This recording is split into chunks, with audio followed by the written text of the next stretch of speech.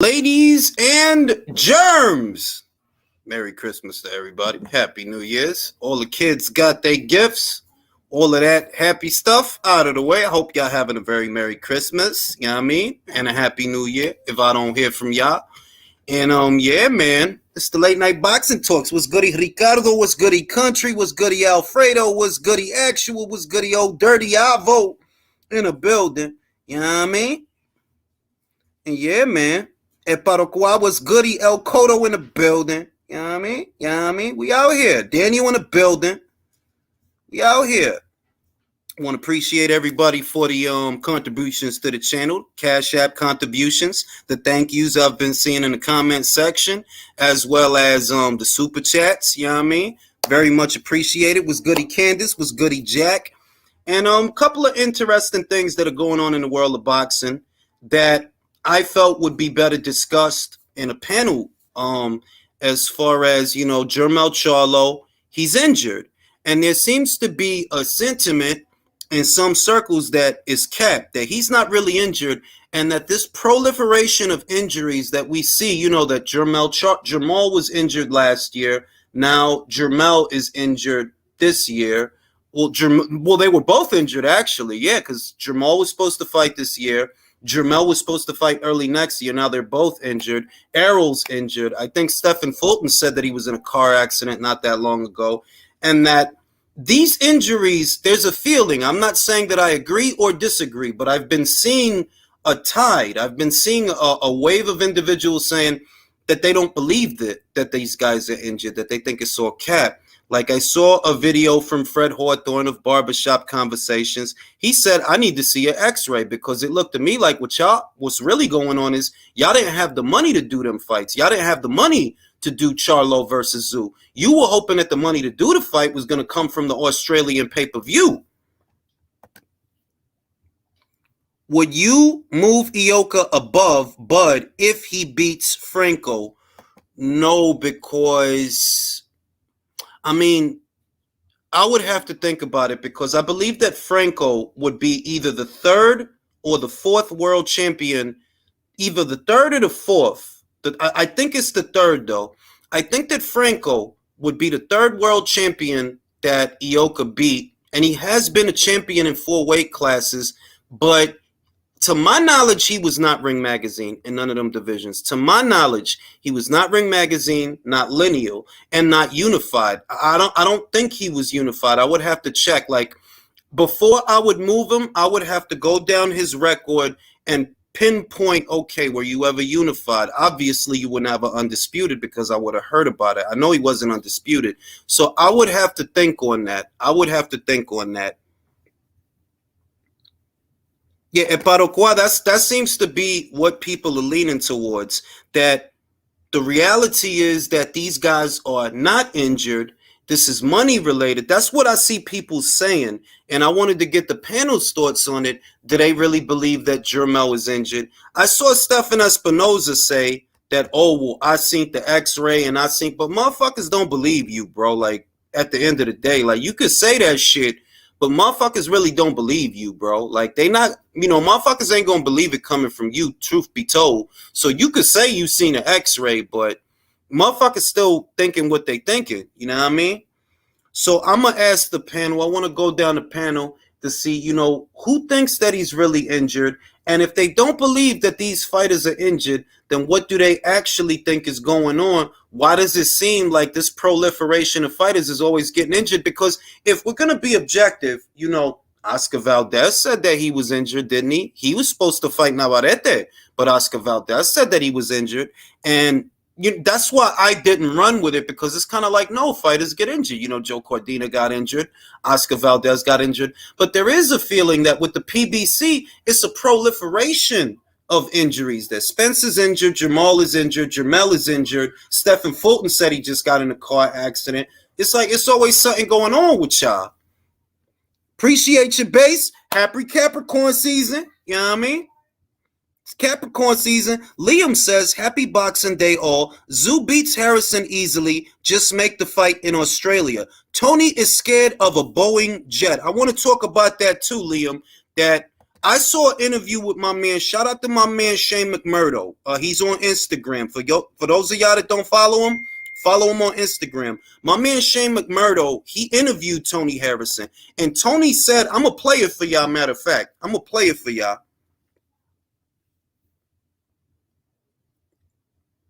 All right, hold up. I got you. Hold up. Let me see. Got the Cappy. Hey, bang. I'm going to play it for y'all. I seen the interview joint. Shane, let me go to my man Shane. There you go. He spoke to Tony Harrison very recently. He interviewed him on his channel. And this is what Tony had to say. I've heard nothing more than everybody else have heard. You know what I mean? So WBC ordered it. I've heard nothing from nobody else about it. You know what I mean? They ordered it. It is shit. It is what it is. I ain't talked to nobody. I ain't heard nothing from nobody yet. So I mean, I don't really talk to Al, you know, that much. You know what I mean? Like, I'm not a guy that pressed himself on talking to Al. I've heard nothing more than. He's basically saying, "What's good? Everybody say hi to Lady Chan. What up? Feliz Navidad. Feliz Navidad." And we're here talking about this Jermel Charlo injury thing, because it's a lot of people that they're starting to feel like these guys ain't really injured and there's something else going on. You know, I've been seeing a wave of people saying that. And obviously, you know, Tony is throwing his name in the hat for the Tim Tszyu fight. He's saying that, yeah, they ordered me to fight Sebastian Fundora, the WBC did, but I'm willing to jump in there with Tim Tszyu because I haven't heard nothing beyond that order. So I'm going to start with you, Chan. Do you feel like the shit is kind of fake, that like all these injuries we seeing is all fake and maybe is something else going on? Yeah, this is what I'm trying to figure out. I've literally, like, Happy Christmas and Merry Christmas again, but like, I've literally, Jules, just tapped out of boxing for about a week because it's gone to a ridiculous level where it's more soap opera. All we're talking about is fights that either don't happen, they fall through, or, you know, it's fantasy. So when I saw this come up now, I'm like, do I take it like how his brother was with Sulecki, with the back injury, the fake back injury? But why would Mel want to back out of a Tim Tszyu fight, who we saw struggle against? He got dropped in his last fight. He did get against Terrell Gausha. That's right. That's right. So I don't know. I don't understand. What would you? Let's do pros and cons. Why would he have to fake to not fight? Well, I'm gonna say this. I'm with you in the sense that I don't think that Mel is scared of Tim Tszyu. Yeah, and I like Tim Tszyu. I like Jermel Charlo. He's the only Charlo I like. I like Mel. Yeah. And I don't think it's a if I had to guess, okay, first thing, I don't think he's scared of Tim. I think he beats Tim. Me too. I think he beats Tim. So if it's not fear and it's not outright ducking, what could it be? Is it money? That's what Fred Hawthorne said, and that's the most compelling theory that I heard. That if I gotta rationalize this, why is these guys keep saying that they injured? And I didn't believe Jermel. You know, I said it outright. Like, I don't believe he was injured. I don't believe that. I think somebody told me, somebody in the know, they told me that was fake, that he's not injured. Yeah, I knew. I had Uncle Ronnie Shields on the show, and I knew it wasn't real.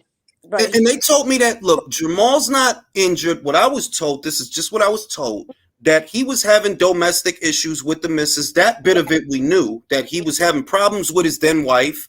And they told me basically he wasn't training right. You know, he wasn't really training right. That's what they told me. But they said the injury is not real. So then you think about Mel, and it's like, well, you know, if he really not injured, what we gonna think? He's scared of Tim Tszyu? No, I don't think he's scared of no Tim Tszyu. And I like Tim, but I don't think he's scared of Tim Tszyu. It's got to be something else. So what else could it be? And Fred Hawthorne presented the most plausible scenario, that this is about money. They thought, one other person I seen, they basically said that, they were hoping that the pay-per-view money in Australia would be enough to bankroll the fight. That's what they hope, and that things are not the way they want them to be when it comes to that. So basically, they had this man fake an injury. That's basically the explanation. And I'm like, well, you know what? That's more plausible to me. I can go with that. That one sounds like feasible. I could go with that. Exactly. That sounds more plausible to me than, oh yeah, he's scared of Tim. Like, because I don't even think Tim is ready for that. Like, I don't think he's ready for that fight. He's not. He got dropped in that last one with someone to get less. I have Mel just walking him down and killing him. To be fair, but I mean, it's got to be money. It's got to be the money. The PBC ship is the Titanic. Let's have it. Shout out to my man Sawab. Merry Christmas. I appreciate the Cash App donation. You didn't have to do it, but you did it, and I appreciate it. Liam says Tony never wanted to fight Tim 2 years ago. Now all of a sudden he is interested. Tony is a joker. If he wants to fight, come to Australia for it. I'm gonna say this. I came across some intel that perhaps you didn't know, Liam. Right? And all I'm going to say is Tony wanted that fight. I spoke to someone, and all I'm going to say is Tony wanted that fight. That's all I'm going to say without giving it away. Tony did want that fight, but you know how it is. You know how it is. And I don't think that Tony is scared of Tim. When I thought about it, I'm like, yo, is Tony going to be scared of Tim, really? No.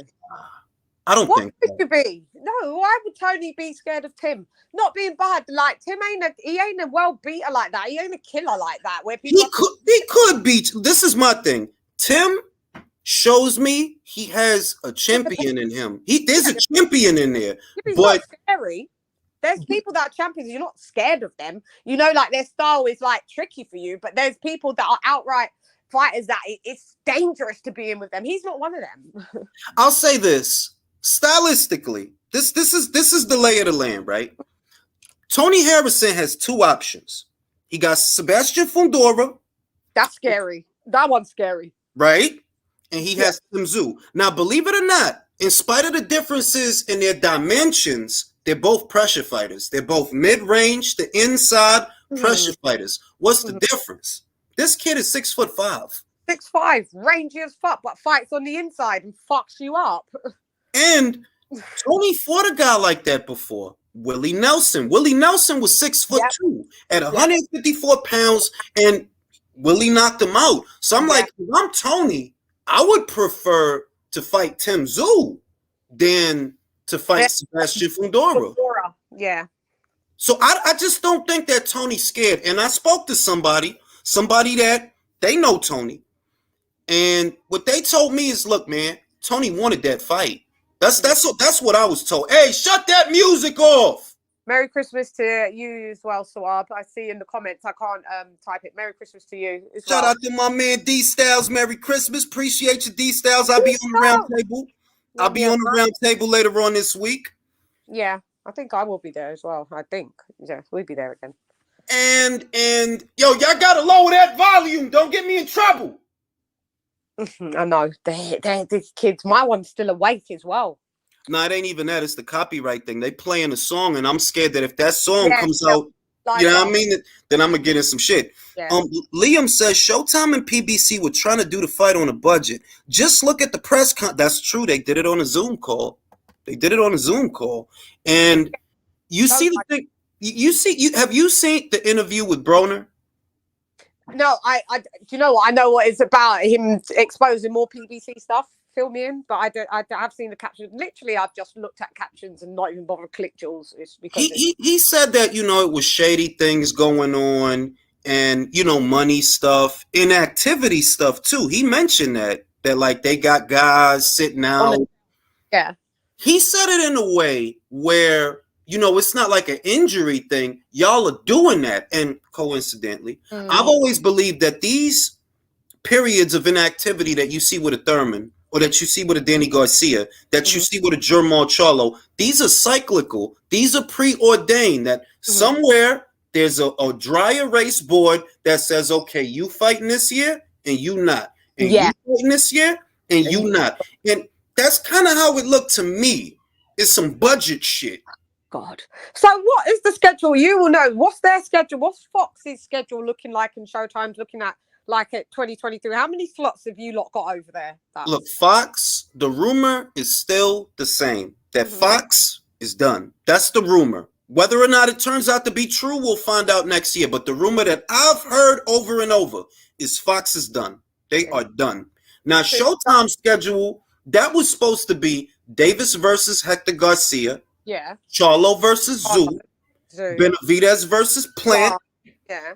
Then then Davis versus Garcia, the other Garcia. Ryan. Yeah. But none of that shit is made, though. None of that shit. Like, none of that shit is this solid, basically. Nothing solid like that. Exactly. Like Plant versus Benavidez is not made. Davis versus Ryan Garcia. Turn the music down. I can hear it, Jules. Yo, turn the music down. Well, shut up. Yeah. I just saw when your live get shut down. Mine got shut down the other day. They put it back up midstream. They shut me down as well. I'm trying not to get in no shit. Liam says Tony is outright. Tony outright said he won't go to Australia. I do remember that. Yeah, I'm fed up with fighters because I'm seeing fighters talking about they don't want to go to fight Inoue in Japan.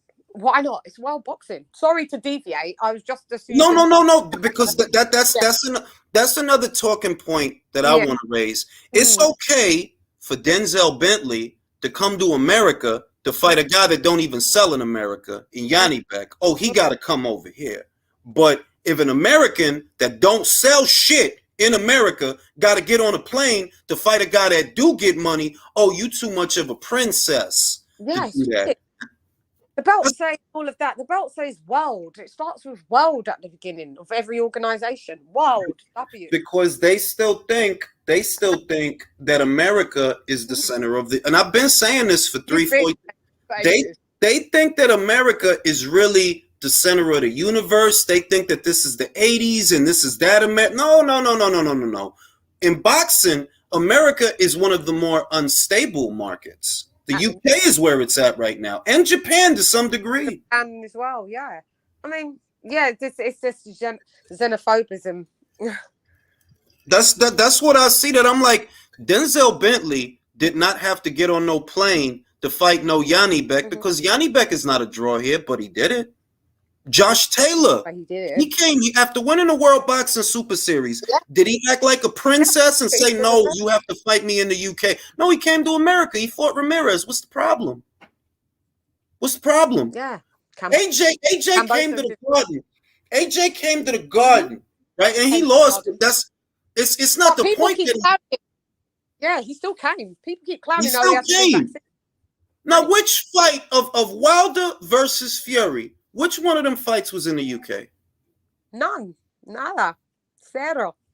It's some prince. It's really like some real a lot of these.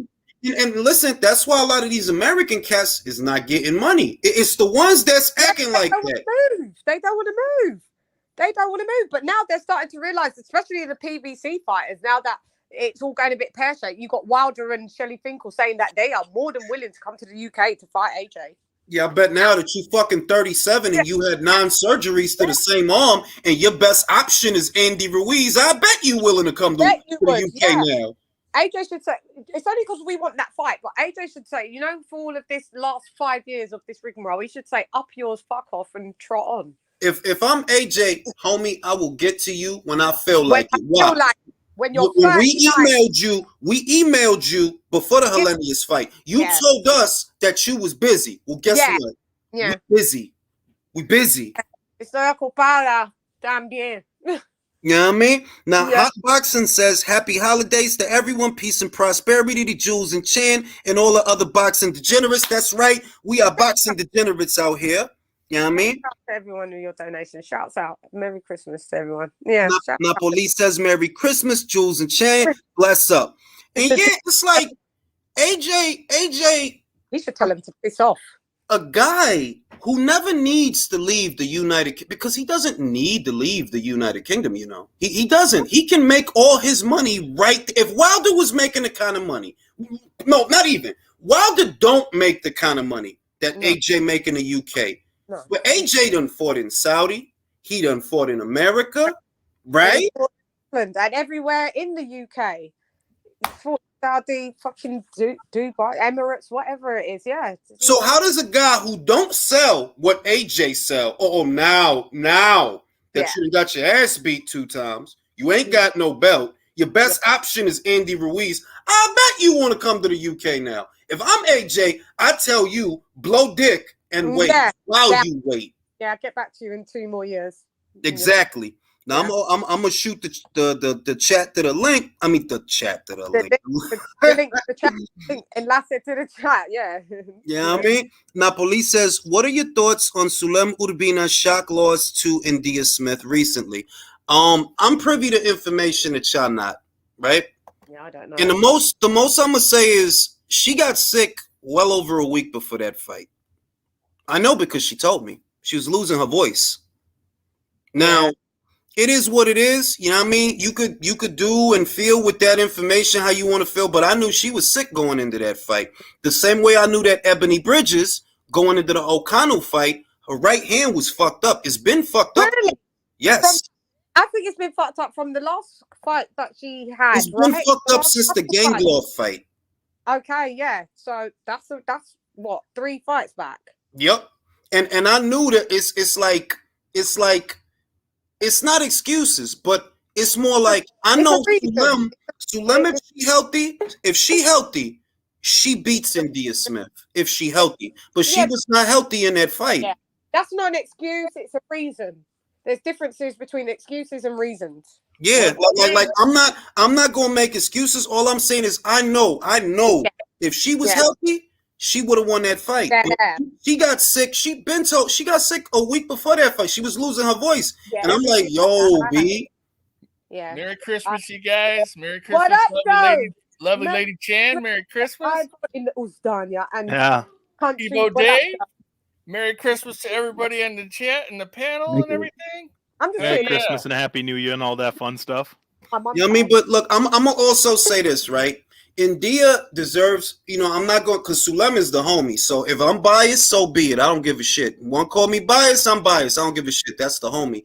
Yeah. All I'm going to say is, hey, congratulations to India. She won the fight. I said she's a handful. I saw her fight a Russian fighter, an unbeaten Russian fighter that got a gift against India. That was Fatima Dudieva. There was a fight they had in Miami. I think it was in Miami. And I seen India win the fight. But the judges, they gave it to Fatima. So it's like India not no slouch. India is a good fighter, and she's better than her record suggests. Yeah, right.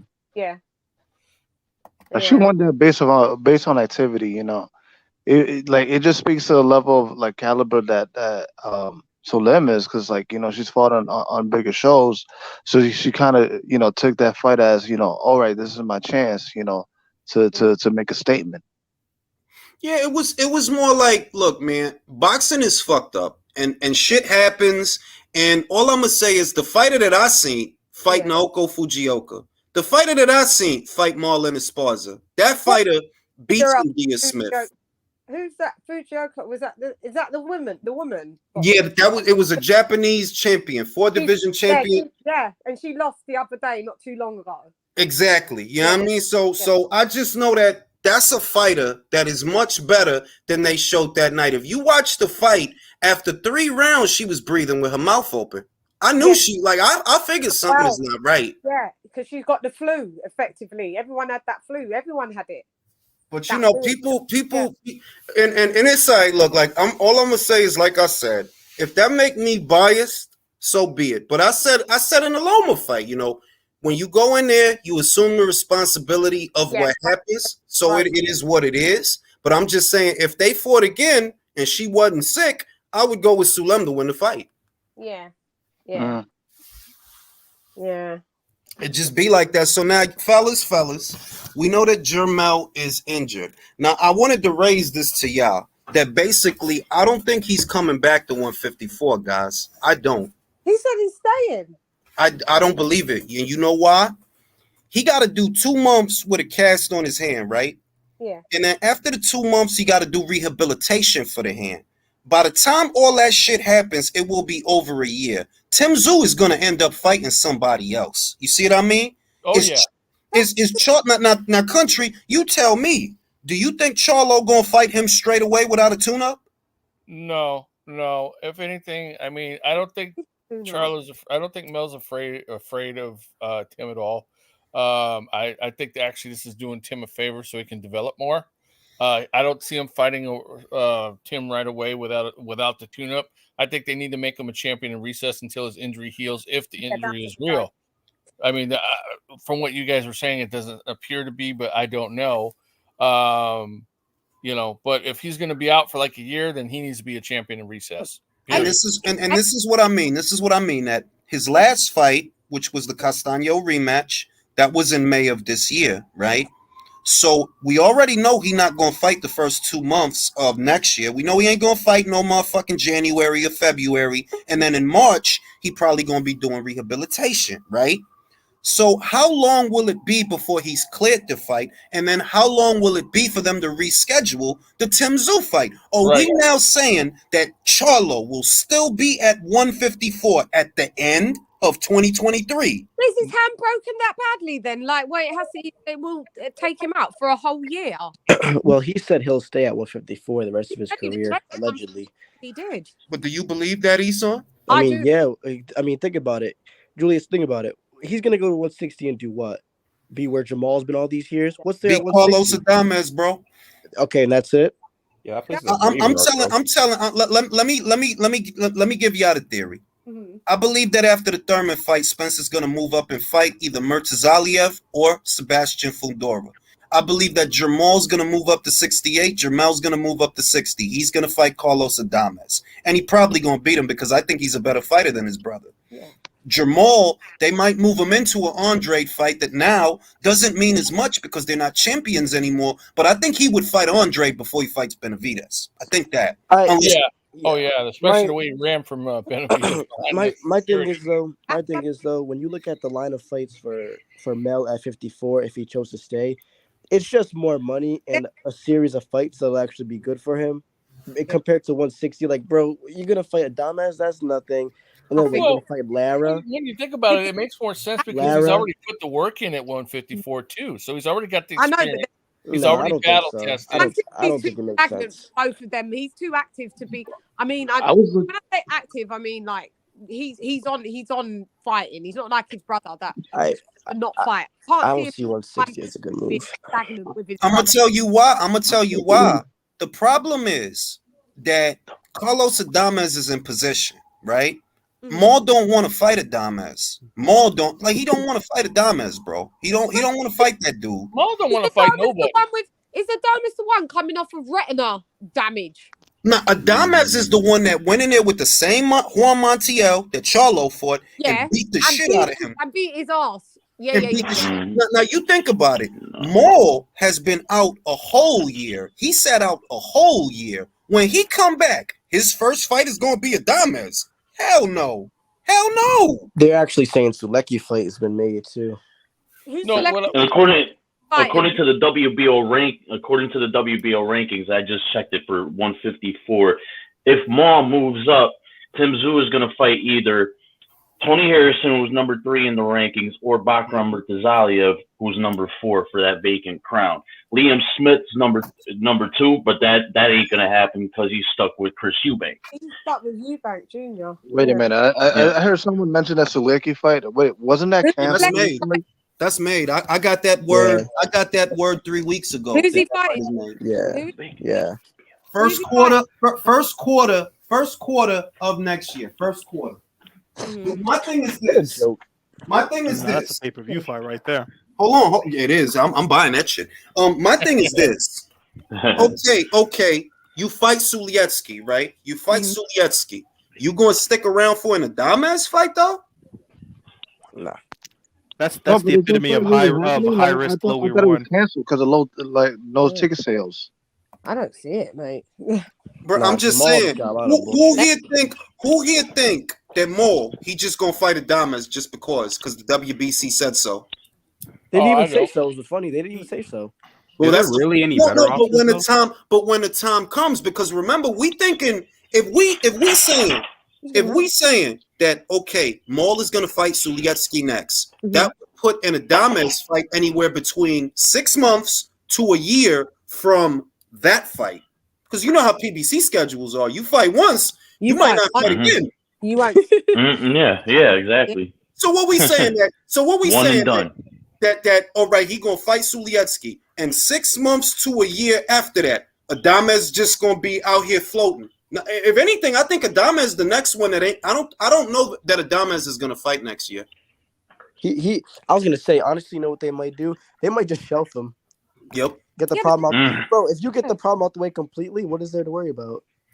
But how long can you do that for is the question. Let me read the super chat. That's why Tony doesn't want to fight. A flight got him scared. Despite what your source says, Julius, actions speak louder than words. He is a joker. Well, I'll tell you what, bro. He spoke. Let me play this shit for y'all. For those of y'all that didn't hear it. Yeah, My man Shane McMurdo, he spoke to him recently. Did an interview with him. This is what he said. Nice. Pandora. I mean, as of right now, I've heard nothing more than everybody else have heard. You know what I mean? So WBC ordered it. I've heard nothing from nobody else about it. You know what I mean? They ordered it. It is shit. It is what it is. I ain't talked to nobody. I ain't heard nothing from nobody yet. So I mean, I don't really talk to Al. You know that much. You know what I mean? Like I'm not a guy that pressed himself on talking to Al. I've heard nothing more than he wants to stand in. He wants to fight Tim Tszyu. That's what he's saying. Yeah. Mm-hmm. So if you had to choose, if you Tony Harrison, and you've been knocked out by Willie Nelson, you've been knocked out by Jared Hurd, which fight seems more winnable to you, Tim Tszyu or Sebastian Fundora? I think Tszyu. Tim Tszyu. I think he's for what it's worth. For what it's worth, I think because they sent Tony an offer to go over to Australia. Never was realistic. But if Tony's looking to replace Charlo on that date, maybe not same venue, but they're still going to hold it in the U.S. likely for Tim Tszyu's quote-unquote U.S. fan base. And if Tony wins that fight, there you go. Charlo Harrison 2-3, perfect setup. And if because for Tony, it's the same risk. You fight Fundora, you're fighting for an interim status. You fight Tszyu, you're fighting for a mandatory status. So either way, the Tszyu fight is more winnable for you, and you might be in your hometown doing it still. Now I want to go around the board. Isan, who wins that fight? Harrison versus Tszyu. Tszyu. Swab, who wins that fight? Fuck knows, man. I don't know. I'll say Tszyu. Maybe Tszyu. Candace, who wins that fight? I'm going with Tim Tszyu on this one, so. All right. Reyes, who wins that fight? I'll go Harrison. I don't think that Tszyu's got it. I see. I'm kind of with Reyes on this. Tszyu has it, but Harrison is not Tony is not an easy fight for Tim Tszyu. He's not style wise. No. Also, I think people don't realize this. Tony hits pretty hard. Like it's not like he punches soft. And that jab, bro. Like, you watch how hard he hit. He has a very good pure boxer. But you know what his is an excellent boxer. You know what his issue is when he's getting when it get, and I think early in that fight Tony would definitely be ahead. But I just know, shit, and I fuck with Tim hard body, so don't get it twisted. I am not a hater, but Terrell Gachet is not a puncher, and he dropped him. Yeah. That's true. That's why I can't go with him. But also, it's still a 50-50 fight because you got to know what Harrison is coming in. He's past it. Yeah. The thing is about Harrison. 1 second. If he's you're on the Harrison 2, the rematch of how he was with Mel, that Harrison gets beat by Tszyu. We were still winning that fight. That one. We were still winning that second fight. He started Napoli. Yeah, Napoli here. I believe Tszyu will win because Harrison, although he's kind of on the slide, and he doesn't have a chin. He doesn't have a chin. Yeah, he looked really nice in that Garcia fight. I don't know if I could agree with that either. Didn't he gas out in that? That's what I'm saying. He didn't look bad. He didn't look bad. And listen, I didn't pick. But when I heard about the fight, I'm like, yo, Sergio is. He's a handful. Like, and I heard Tony. I didn't see the fight, but I heard Tony look good in that fight. Yeah, Sergio ain't no bitch. His gas tank just look a little. I like that fight. That fight with Tszyu, I see that as like Tony probably outboxing him at certain points, but Tim, when Tim gets close and starts roughing him up, he's just gonna be really working Tony. That's what I'm worried about in that fight. Is Tony has the style for it, but I just know he's on the downslide, and if Tim starts working him a bit, it's gonna get scary. It's gonna get scary fast. That's a good fight, though.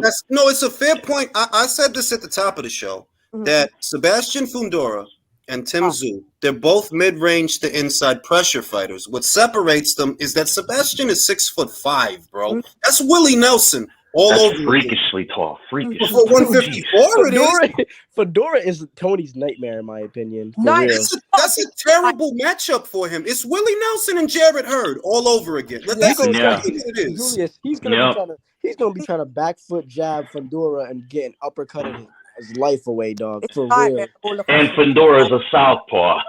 So your jab is gonna be His jab doesn't help matters any at all. Now let me read the super chat. Jack says Franco, Devin both have the balls to travel. Shout out to them because it's true. Joshua Franco, he just got crowned WBA champion, and he's already going into a unification match in Japan. Him and Bam are definitely from the same bloodline for damn sure. And with the pussy shit, Liam said never realistic. He's talking to Isan. Inouye came to Australia. Why couldn't Tony Harrison? That's a fair point. Takeshi Inouye, he did go to Australia for the Tim Tszyu fight. I said not realistic in terms of Tony traveling. He wasn't gonna go there. That's what I mean. I'm not because I'm with Isan in the sense that I never expected Tony to go to Australia. I didn't. Not because he shouldn't. I just felt he won't. Yeah.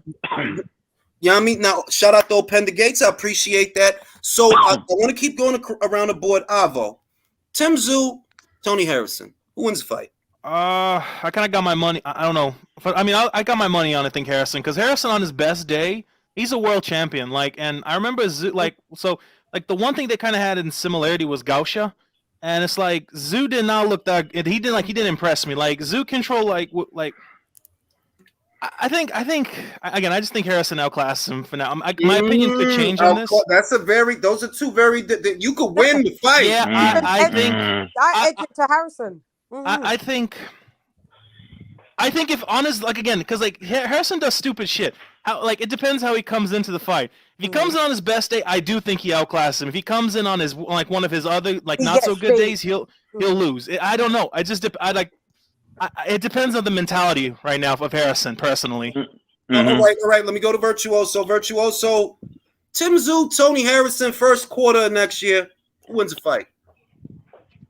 Oh man. Don't bullshit me. Listen, this feels like a pick'em fight because I did not like the way Tim Tszyu fought the way he did against Terrell Gausha, getting dropped by him. It's like he does have the tendency to get caught, but also Tony Harrison does get chinned up and he does get sloppy. His condition does worsen. So I would have to favor Tim Tszyu if Tony Harrison gets drawn into a firefight. All right, I'm going to go to country. Tim Tszyu, Tony Harrison, first quarter. Who wins the fight? I got it a 50-50 at this point with complications because it depends on a couple different things. One, Tim Tszyu is not his dad. Okay, he's still a long green. He doesn't have the power that his dad has. No, that's not true. That's not true. Don't you? That's not true. I'm gonna say this. I disagree. I disagree with the panel on this. Did he get dropped in a Terrell Gausha fight? Yes. Did he look bad in a Terrell Gausha fight? Wait, did he look bad? No. Dominated. Nobody dominated Gausha like that. Nobody has. But not even Laura. Wasn't Gausha on short notice or something? And a lot of that wasn't a short notice fight. Wasn't in that trade though? Like he hadn't fought in a while. But do you think that he has the same punching power like his pops? I don't. I'll tell you the truth. A lot of times, and we all know this, the father don't really favor the son. He usually favors the mother.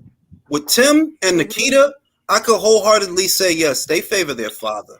They both hit hard. See, okay, Tim walked into a punch. Remember that Kostya Tszyu, before Kostya Tszyu made Zab Judah do the chicken dance, didn't he get beat? Yeah. By Vince Phillips. Vince Phillips. Yep. So I ain't going to say, my thing is this, country, I ain't gonna say that because a guy got dropped in his U.S. debut, right? Remember, that's his U.S. debut. He not in his town.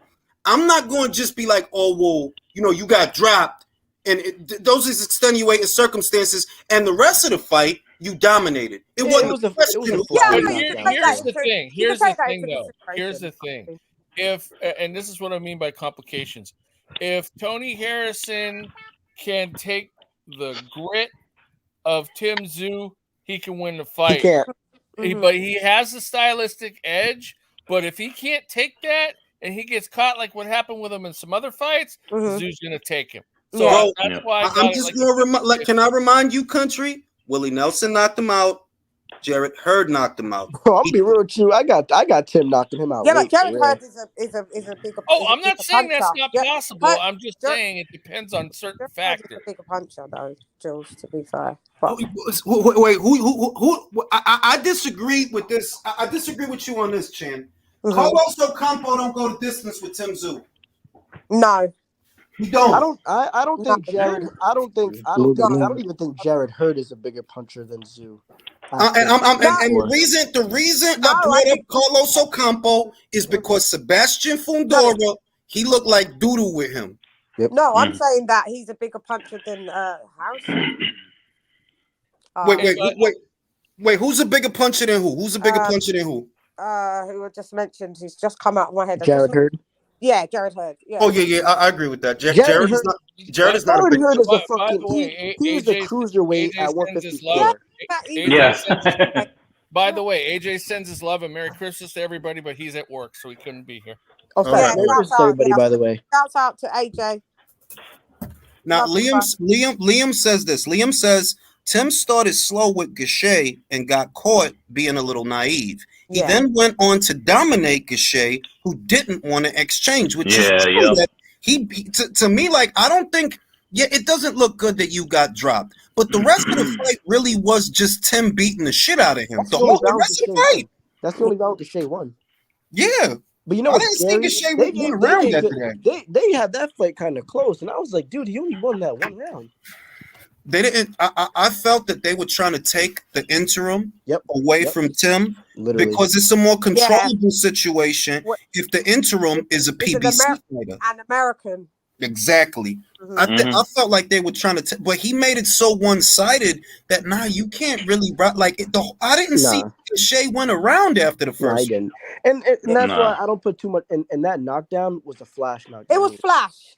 Yeah, it was flash. I'm not gonna. He walked right into a right hand, right? It was a balance shot, pretty much. I'm not going to dwell on it, but it's also the same equivalation of like Teofimo getting knocked down by Cambosos. Oh, that's true. That is true. It, literally. But I mean, obviously, and it's obvious. It's something to worry about. Obviously, like, you can't just remove knockdown from your mind. But at the same time, I don't like Tony can punch, but I don't view him as like Mel to where you got dropped by Gachet, you definitely get knocked out by Mel.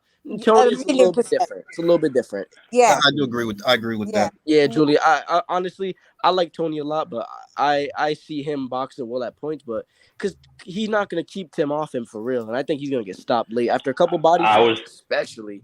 Good day. I was thinking the same thing. It's like Tony is gonna box very well. But for how long? For how long you're gonna keep Tim Tszyu at the end of your jab before he starts closing in and starts teeing off on you? You know what I'm saying? He managed to do that against the first Charlo fight. He did go the distance in that first fight. Yeah. So I don't know. Like, but bro, that was fucking 4 years ago, bro. Yeah, exactly. A lot could change in 4 years. I know. I don't. Again, it's so weird because like Harrison comes into fights one of two ways. Either he's on his shit, or he's not, or he's on, or he looks like he should retire. So it's like he looked like. And I'm gonna tell you what, I saw him in the Perella fight. He didn't look good in the Perella fight. I didn't see the Sergio Garcia fight, so I don't know. I didn't see that fight, but I heard he looked good in the fight. That's what makes it a questionable fight because of the way he comes into fights. Yeah, but again, at the same time, you have to remember that fight was when his dad had passed away. No.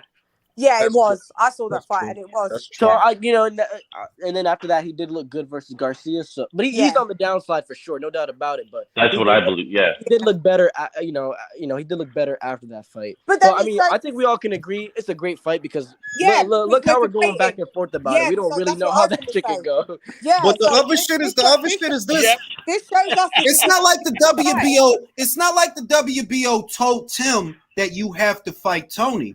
You know what I mean? Like they didn't say that. We saying that because of where he is in the ranks. Yeah. But it's not like they told him, yeah, it gotta be Tony. I think Tim would take the fight though. I think Tim would take the fight. And both fighters have a lot to prove for different reasons. Mm-hmm. Tim has to prove that he is a world-class fighter, that he belongs on the world stage, and Tony has to prove himself that he still got it, that he's not on the slide. Mm-hmm. Yeah, and Tony wants that trilogy bad. Y'all see that little promo they did recently? That was nice. I seen that. I seen it. I was like, okay. I'm gonna be real. He don't beat Mel. He don't beat Mel in the trilogy, bro. No, he don't. But I mean, I wouldn't be mad at the third fight if is that Tony a money beat fight? Zoo, I wouldn't be mad. No way. Tim Zoo is more of a money fight for Mel than that fight. It's just a fun fight. There is no money fight. The biggest fight you can have at 154 is Zoo versus Charlo. I'm gonna tell you what. This is how you know the PBC it's Charlo versus Bud. This is how you know not realistic. Fucking up. This is how you know the PBC fucking up. There's more money there in Tim Zoo versus anybody in Australia than any other fight you can make at 154. Literally, it would be. Yep. Remember, George Kambosos put 50,000 Australians in there for a Devin Haney fight, bro. Tim Zoo has way more fans, more pay-per-views. Yep, he's been on pay-per-view. George. Yep. At the house that Spider-Man built. Because he's practically got a whole country behind him, you know. I mean, I will say this, Jules. Though, like, that's the argument. Like, I want to give Charlo the benefit of the doubt, only because I don't think he's afraid of Zoo, like we pretty much established. Mm-hmm. And I don't know if it's. Honestly, I could, honest to God, believe he gets injured because shit does happen, and he hasn't given me a reason to doubt him. Oh yeah. It's like I've seen Charlo. So I want to give Charlo the benefit of the doubt personally. He's not his older brother. But let's get into the injury thing. See, this is the thing, right? One thing that stands out is not necessarily, at least for me, one thing that stands out is, okay, Tim Zoo got injured earlier this year, right? And he had to sit out for 2 months after the Gachet fight. He had to have a surgery. So it sidetracked him for 2 months, and I'll call it 3 just for good measure, that he would have been ready to fight in July. Or at minimum, August. Yet y'all chose to move the fight. I know why. Year, right? I know why. That's the PBC like money. Peep this. Let's say that Tim Zoo couldn't fight at all at any point this year. Don't Charlo have a mandatory by way of the IBF and Murtazaliev? Why didn't y'all make that fight? For 3 years. Going on 4, I think. And one reason was because that January 28th date was the day his father became undisputed champion too. That's one reason why they also did that. But I'm saying, back to your point about PBC having it backwards, imagine that same concept, Zoo versus Charlo, but in Australia with his father ringside there. That's a storyline, dog, and that would have been a way bigger fight than bro. God all bless the money, Mel, look, all the money to fight Tim Zoo. All the money to fight Tim Zoo is in Australia. Yeah. Yes. Exactly. They gotta make no money in Las Vegas, bro. Charlo can't even sell out in Texas. Nah, he couldn't sell out in Texas. Bro, he literally what did his fight with Brian do? Like 3K tickets or some shit like that? Bro, and that's funny shit. You want to know. And they're trying to go to Vegas. Yeah, man. What stands out is here you have a guy, Jermel Charlo for the PBC this year on Showtime. Emphasis on Showtime. Mm-hmm. He brought them the best viewing figures this whole year. The Castaño rematch was 800,000 views on a premium cable network, which is that's big for a premium cable network. That's big. That's actually real big. And you don't send him back out there? Like, okay, you can't do the Zoo fight. What about Murtazaliev? You could have did Murtazaliev in September or October. He still would have been okay to fight Tim in January or February. Yeah. You know what Scheduling thing. No. Again, but scheduling thing, Jules. Money. But I mean, Jules, this is not. Sorry for cutting you off, Shan. It's not. It's not exclusive to Charlo. This is just how the PBC does the PBC thing. A fighter comes out once a year, and that's it. Like for example, Boots is gonna come out like this upcoming February in the undercard, I can honest to God, I have this feeling in my scrotum that's the only fight for the rest of the year. That would hurt. Ivo, you're Not gonna have gonna to lie. get yourself Yeah. to the clinic if that's what's happening at your You know, throat. look, when it comes to Exactly. Ennis, I'm just look. When it comes to Ennis, I'm a consumer first. I'm not a fucking journalist. I'm not fucking media. I'm not Bert Sugar. I am a customer, right? And when I see the buzz that the kid has, and I've seen the kid, I think he's good. But I'm tired of wondering how good you are. It's the network's job to put him in fights that I want to see, and Showtime is not doing that. Keith Thurman fought once in 2 years. Errol Spence fought once in 1 year. Danny Garcia is Danny Garcia. Fucking Leo Santa Cruz fights But once I a year. vote. This is what I'm saying. Remember the point you just made. You made the point that you don't think that Mel is afraid of him, which I agree. I don't think he's afraid of him. But you also said you're going to give him the benefit of the doubt with the injury. And what I'm saying is, nah, I don't think he's injured. I don't either. I don't think he's injured. I think it's not that he's afraid. It's that Showtime don't have the money. They don't got no money. But here's my question. This fight is for next year, correct? So shouldn't they have some money for next year? That's a new budget for the year. No. All right, now, Avo, let me raise you this. Next year, Wilder's back in camp, bro. Right? Fuck, they're going to give him hella money. Wait a minute. Let me do this. Wilder's back in camp. The story is he's been fighting on Fox for the last 3 years. He hasn't been fighting on Showtime. But Fox is supposed to be leaving boxing this year. If they do, where does Wilder fight? He has to come to the zone, love. Game changed.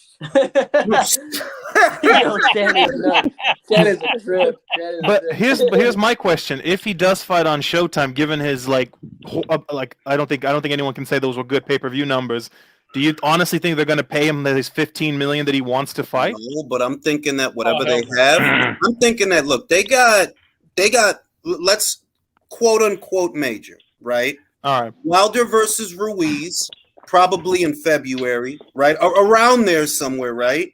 Then Spence versus Thurman in May or June. You know that those are expensive fights for them to put on. For them, it's expensive for Showtime. They ain't got a lot of money.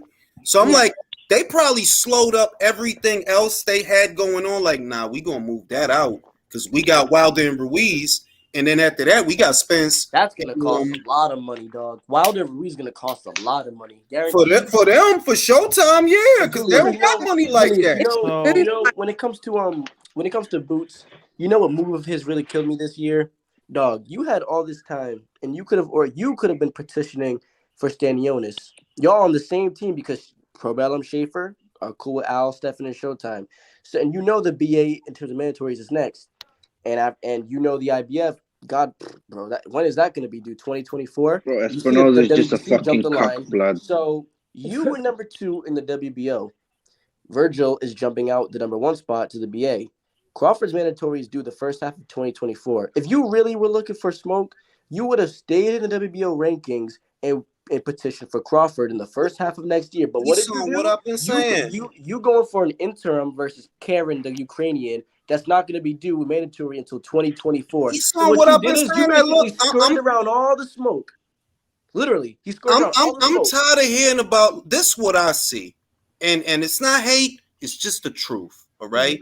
Virgil has a better resume than you. You're in the same place career-wise. You're in the same by place, far.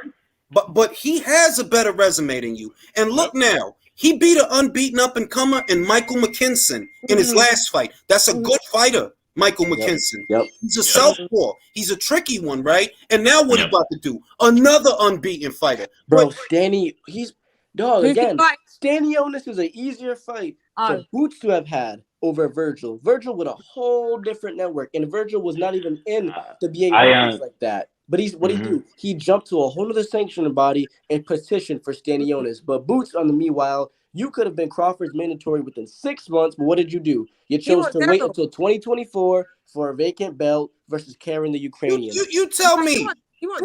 This man fought for 4 minutes this year, right? 4 minutes. 4 minutes. You telling me that between Stefan Espinosa, Richard Schaefer, y'all couldn't find this man nobody to fight the rest of the year? Okay, I'll do you one better.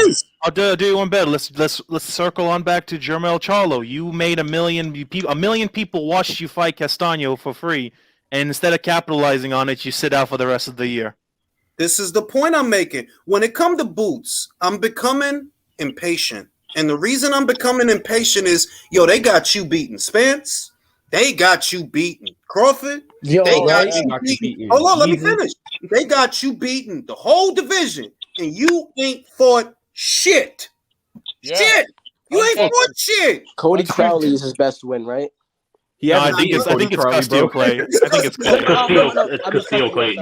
Castillo. Yep. Like, come on, bro. But it's like, and that irritates me because it's like, you already crowning him the king of the welterweights without him doing shit, and it's literally people out here that have better resumes than him. I'm like, bro, you ain't the shit based on imaginary fights. You the shit based on who you really fight and who you really beat. So when I look at Virgil, in other words, I see a talented fighter in Ennis. He might be more talented than Virgil, but you have not proven that. But you're not giving him a shot to do it either. But their resumes are night and day. But Jules, he's calling out Crawford. He could beat Crawford. He's just not going in that direction. But he's talking about Crawford.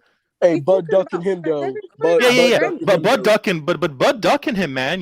Like keep one-time Thurman ducking him. This dude been fighting in IBF eliminators forever. For years. Julius, let me ask you this. Bud is ducking all the contenders, right? But you got Keith going for the BC. You got no problem with Virgil standing on this, but the BA. You got fucking Boots, IBF. Who on God's green earth is going to go for the BO? Because both Virgil and Boots were number 1 and number 2, and they both. When Virgil wins the BA, if he beats Stanionis next year, whenever they make the fight, he won't be ranked by the BO. My thing is, if Ennis beats Karen Pikachu next year, and he becomes interim, my question is, if he beats Karen Pikachu and becomes interim, is the BO still going to rank him? No, because that's what I'm saying. Julius. That's what I meant when I said you're choosing to jump out. You're choosing to jump out a mandatory status within the first half of next year to go for an interim belt that's going to remove you from the BO rankings completely, and that mandatory is not due until 2024. So you're literally skirting around all the smoke into an easy vacant belt. That's what I'm saying. Let me address this comment. King of Kings Boxing is saying Virgil is an unproven contender. That's bullshit. Wait, bullshit. That's bullshit. You know why? He fought a world title challenger and a 2-time Olympian in Igis Kavaliauskas. He beat an unbeaten up-and-comer in his last fight in Michael McKinson. And now he's about to fight a solid, bona fide, top 10 fighter in Stanionis. Stanionis is like number 4 or 5 in the division. The winner of that fight is number 3 in welterweight. Literally, it's Crawford. They get high watching Boots fight people. They don't give a chance in hell. They don't give Dulorme. Who thought Dulorme was gonna be Boots? Who thought that? They're in love with the Philly shell. Yeah, but and Lipinets is a blown up 140 pounder. Right at the end of the day, what we can say is that Ortiz is fringe world level at the minute. He's fringe. I agree with you. Fringe contenders, I'm not the difference. I noticed the difference between a lot of guys that support Virgil and the guys that support Ennis. Ennis is already Sugar Ray Leonard to them. He already. Whereas all I'm saying about Virgil is Virgil has fought better people. He has. Honestly, Virgil is better than David Avanesian. Honestly, Ennis is kind of like he's kind of like a golden boy fighter, man. He's gonna have a pumped up resume full of nobodies by the time he actually fights a somebody. And look that's the dead ass reality. And the PBC does this, and not even PBC. Like I said, it's a golden boy tactic too. But it's the same shit that applies to Tank Davis. He doesn't have to beat anybody. We can't blame the PBC with Boots because he's not with them. I'm sorry, Showtime, whatever. Showtime. Look, but that's the point. This is the point that I'm making. The dude, right? And they don't see this. That you like Boots, right? and you want Boots to be in important fights. Well, guess who's freezing him out? Guess. Fucking promoters. No. Guess. Who? Steven Espinosa. No, not even him. Al Heyman is because he won't feed him Keith or Al Danny. Al Heyman, the same guy that was freezing out Terrence Crawford, is the same guy that's freezing out Boots Ennis. The same guy that froze out Same Rigo. guy. But sides of the street. But I honestly think that Steven Espinosa is enabling it. You know what I'm saying? Kind of. Bro, what did I say? I said Steven Espinosa is a fucking cup. He just likes being run through. Hey, Julius, you know what I do see though? Hey, as long as Bud keeps that BO belt, Virgil's gonna end up with the WBA late 2023. I said that. That's the fight, bro. Yep, That's you the already fight. know. You are Richard When push come to shove, right? If Errol move up to 54, right? Virgil gets elevated to BA. Boots gets elevated to BF. Bud is still BO. Which is the bigger fight? Boots versus fucking Ortiz or Crawford versus Ortiz? Bro, Crawford versus Ortiz. Bro, Cowboy Stadium, anywhere, bro. And I've been saying for a while that if Virgil maintains welterweight and gets a belt, that's gonna be the fight. That's the fight easily. And Boots, and I said this on the last, I think, 3 or 4 lives.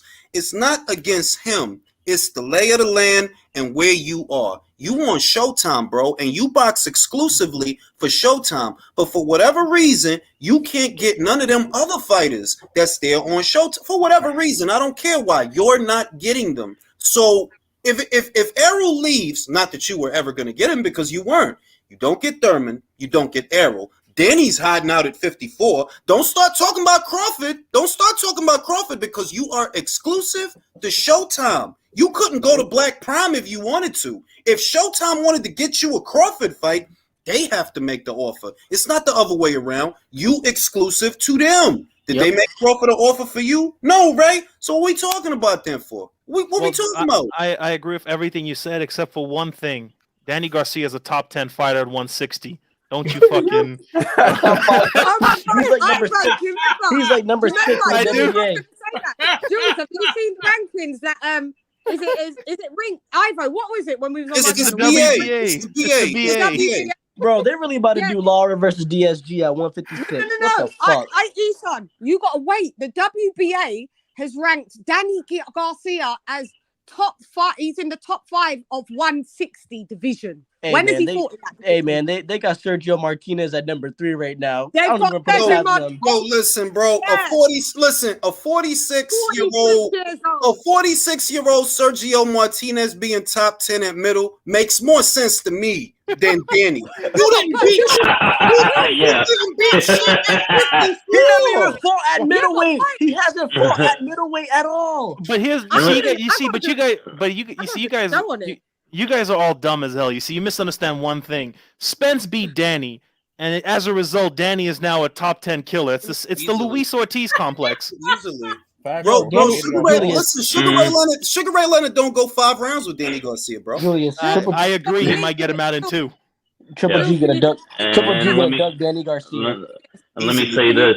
Richard Schaefer fucked over his own fighter, Montestanionis. That's my belief. Bro, he really did. No, it's not. Yo, Napoli, it's not a belief. It's in print. It's in print. Yeah. Look. TGB that basically got him to step aside in front of him at the WBA convention, right? They petitioned for Thurman to get the shot ahead of him. Yep. Richard Schaefer fucked over his own fighter. And fucked him over.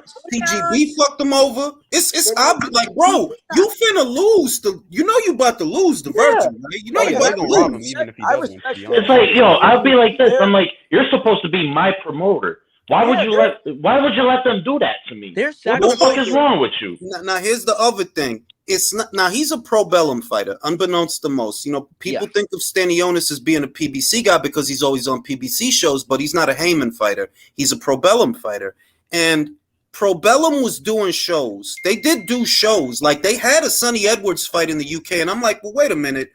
Why is he stuck on Showtime if y'all doing shows in the UK? Get that man a fight. He only fought once this year. Get that man a fight. Y'all leave him stuck on Showtime. And then look what happened. Now he about to fight Virgil and lose. Because he going to lose. He is going to lose. And Stanionis, if you watch the interviews, Stanionis is on camera saying, like, yes, I understand Keith Thurman is he's a bigger fight. I'm like, bro, it don't matter. You are next in line. Your manager / promoter is supposed to do the best interest. Is supposed to act in your best interest. You're next in line. Who gives a fuck about Keith and what's best for them? Your own promoter's a traitor. I will say this.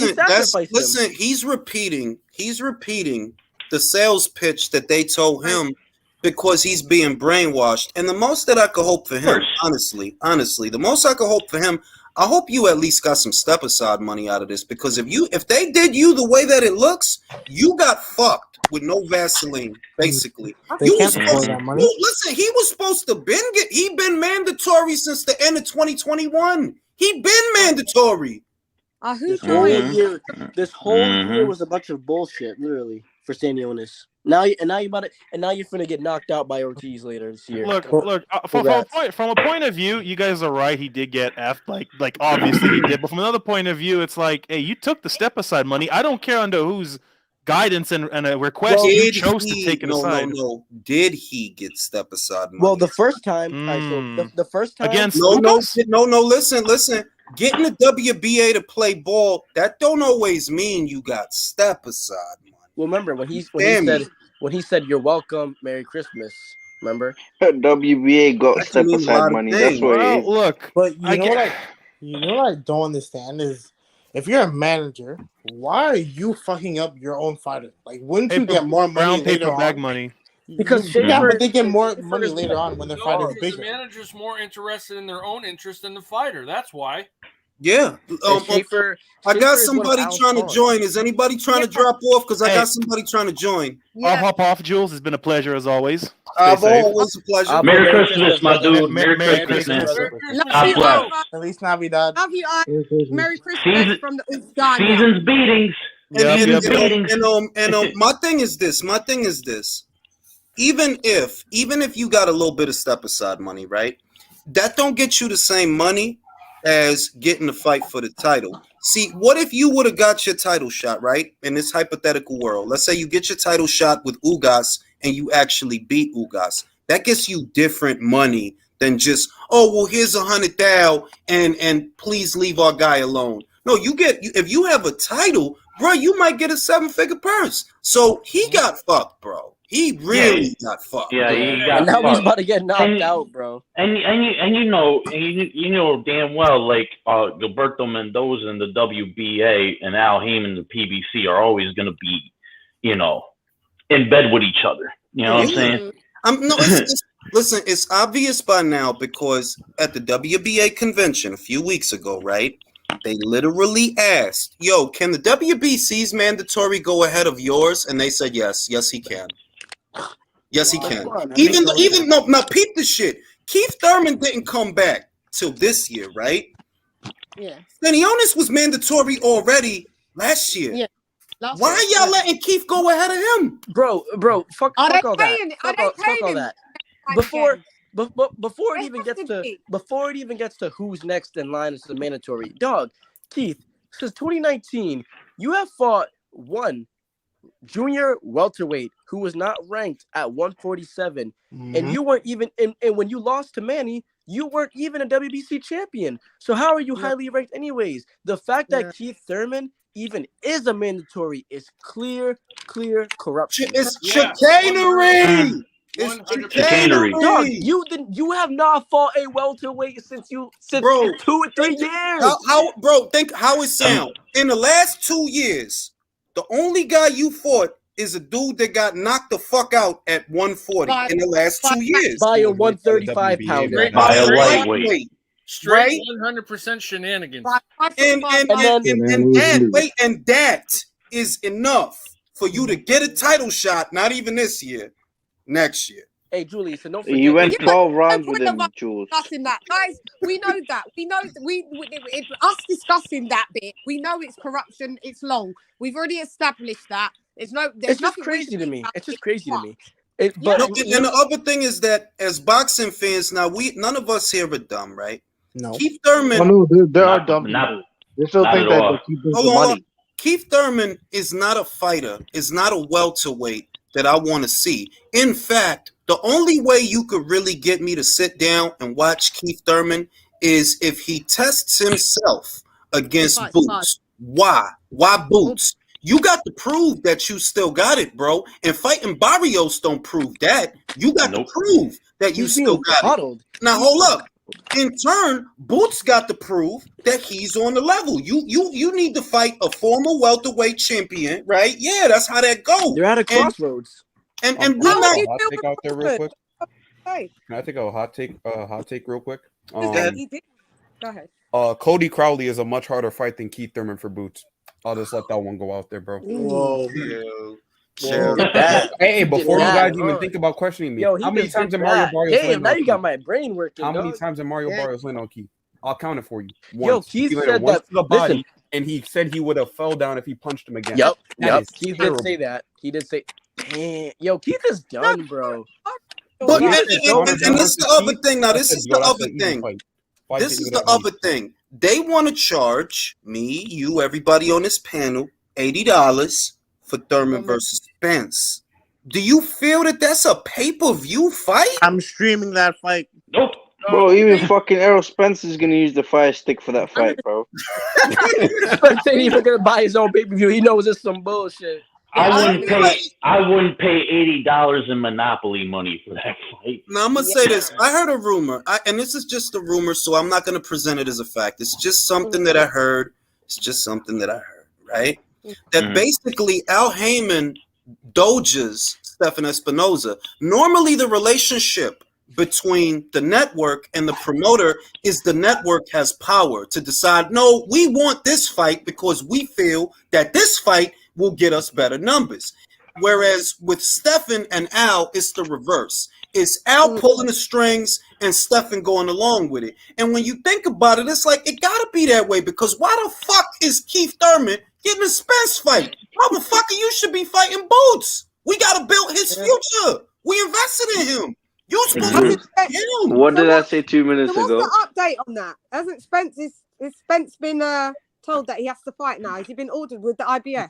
Well, no. This is what's going on with Spence. This is what's going on with Spence. The IBF is not bothering him at all, right? They're not bothering him. And he said out his own mouth, he'll be back in either May or June. Yeah.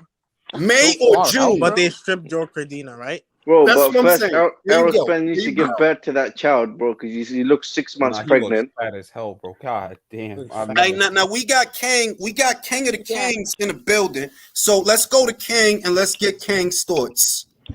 I appreciate it, man. Thank you. Correction. I typed too fast. I was meaning to say Boots is unproven contender.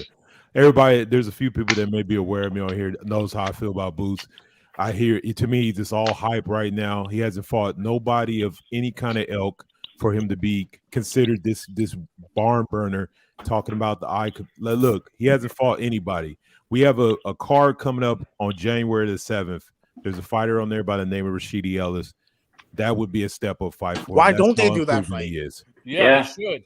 He should have had that. That should have been the That type should of have been fight the he fight. should be taking right now. Now, I want to raise King this point because I'm in agreement that, to me, the way that you could offset things for me is if you're on the same, if you're doing the same thing that Virgil's doing. Now, what do I mean by that? In Virgil's last fight, he fought an unbeaten fighter. In Boots' last fight, he fought an unbeaten fighter, Custio Clayton, Olympian who represented Canada. Now, if in Boots' next fight, he was fighting a guy like that, they're like, okay, now you about to fight Rashidi Ellis, another unbeaten fighter. And who's Virgil fighting? Stanionis, another unbeaten. I'd have been okay with that. But at this point, for his buzz to be what it is, and you fighting Dulormes and Chikatians and Pikachus or whatever the fuck that guy name is, like, nah, man. Like, Stanionis was Boots' responsibility to clean up. They're both over there. I don't understand how he slid over to Virgil. To me, like I said, there's four contenders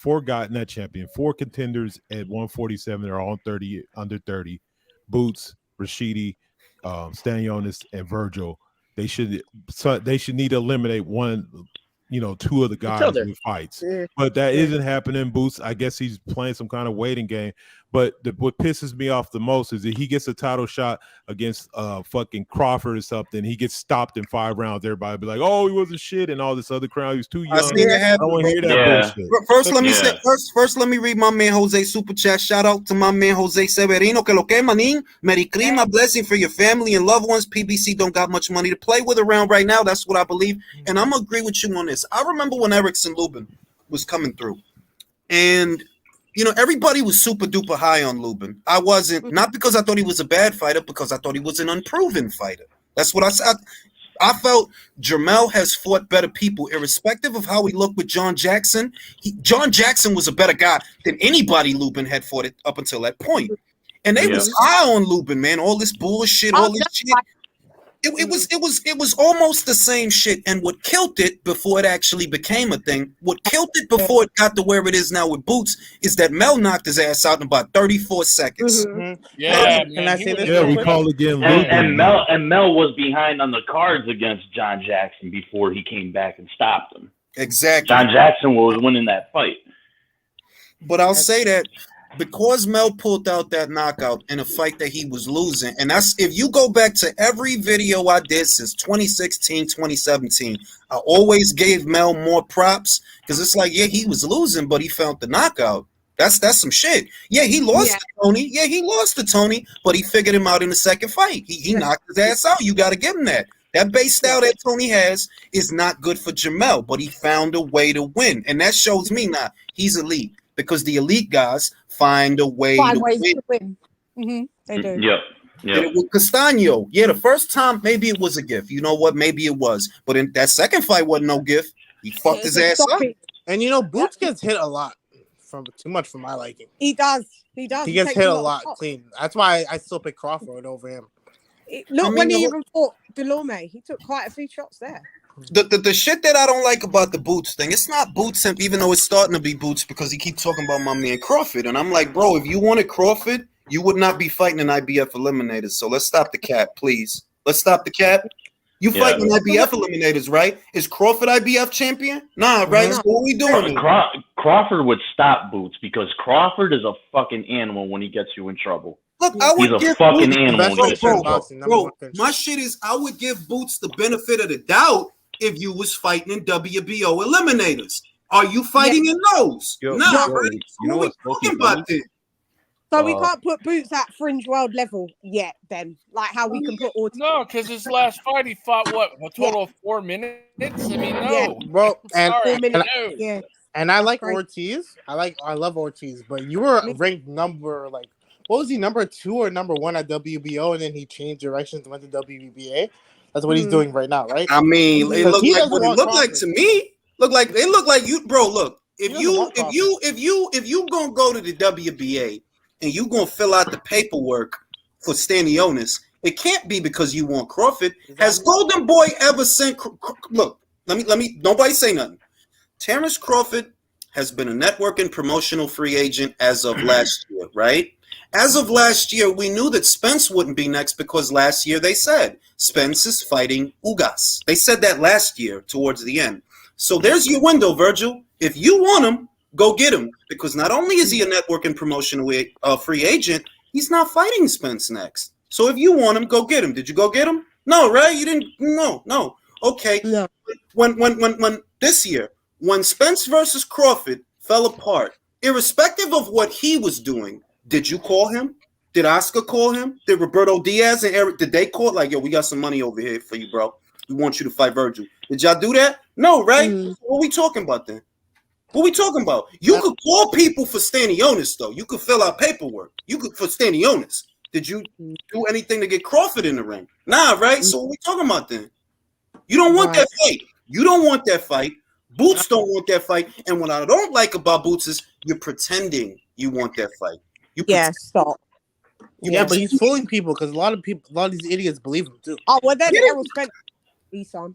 Bro, I watched the interviews. You talking about Crawford, but when I look at who you fighting, Karen Pikachu, IBF eliminator, Custio Clayton, IBF eliminator. You ain't fighting in IBF eliminators by accident. You got to ask for that. You got to want that. You got to ask for that. So what I see is, I know what you're doing. You know you're not going to get Spence in the ring. You're not really trying to get Crawford in the ring either. You're just trying to get in position to catch a vacant title. That's what you're doing. And the worst part is, even if your plan works, you're still fucked.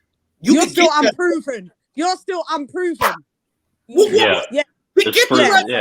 If Spence leave, pick up the red belt. Okay, now what? What's your signature fight? What? You're an unproven champ. So what?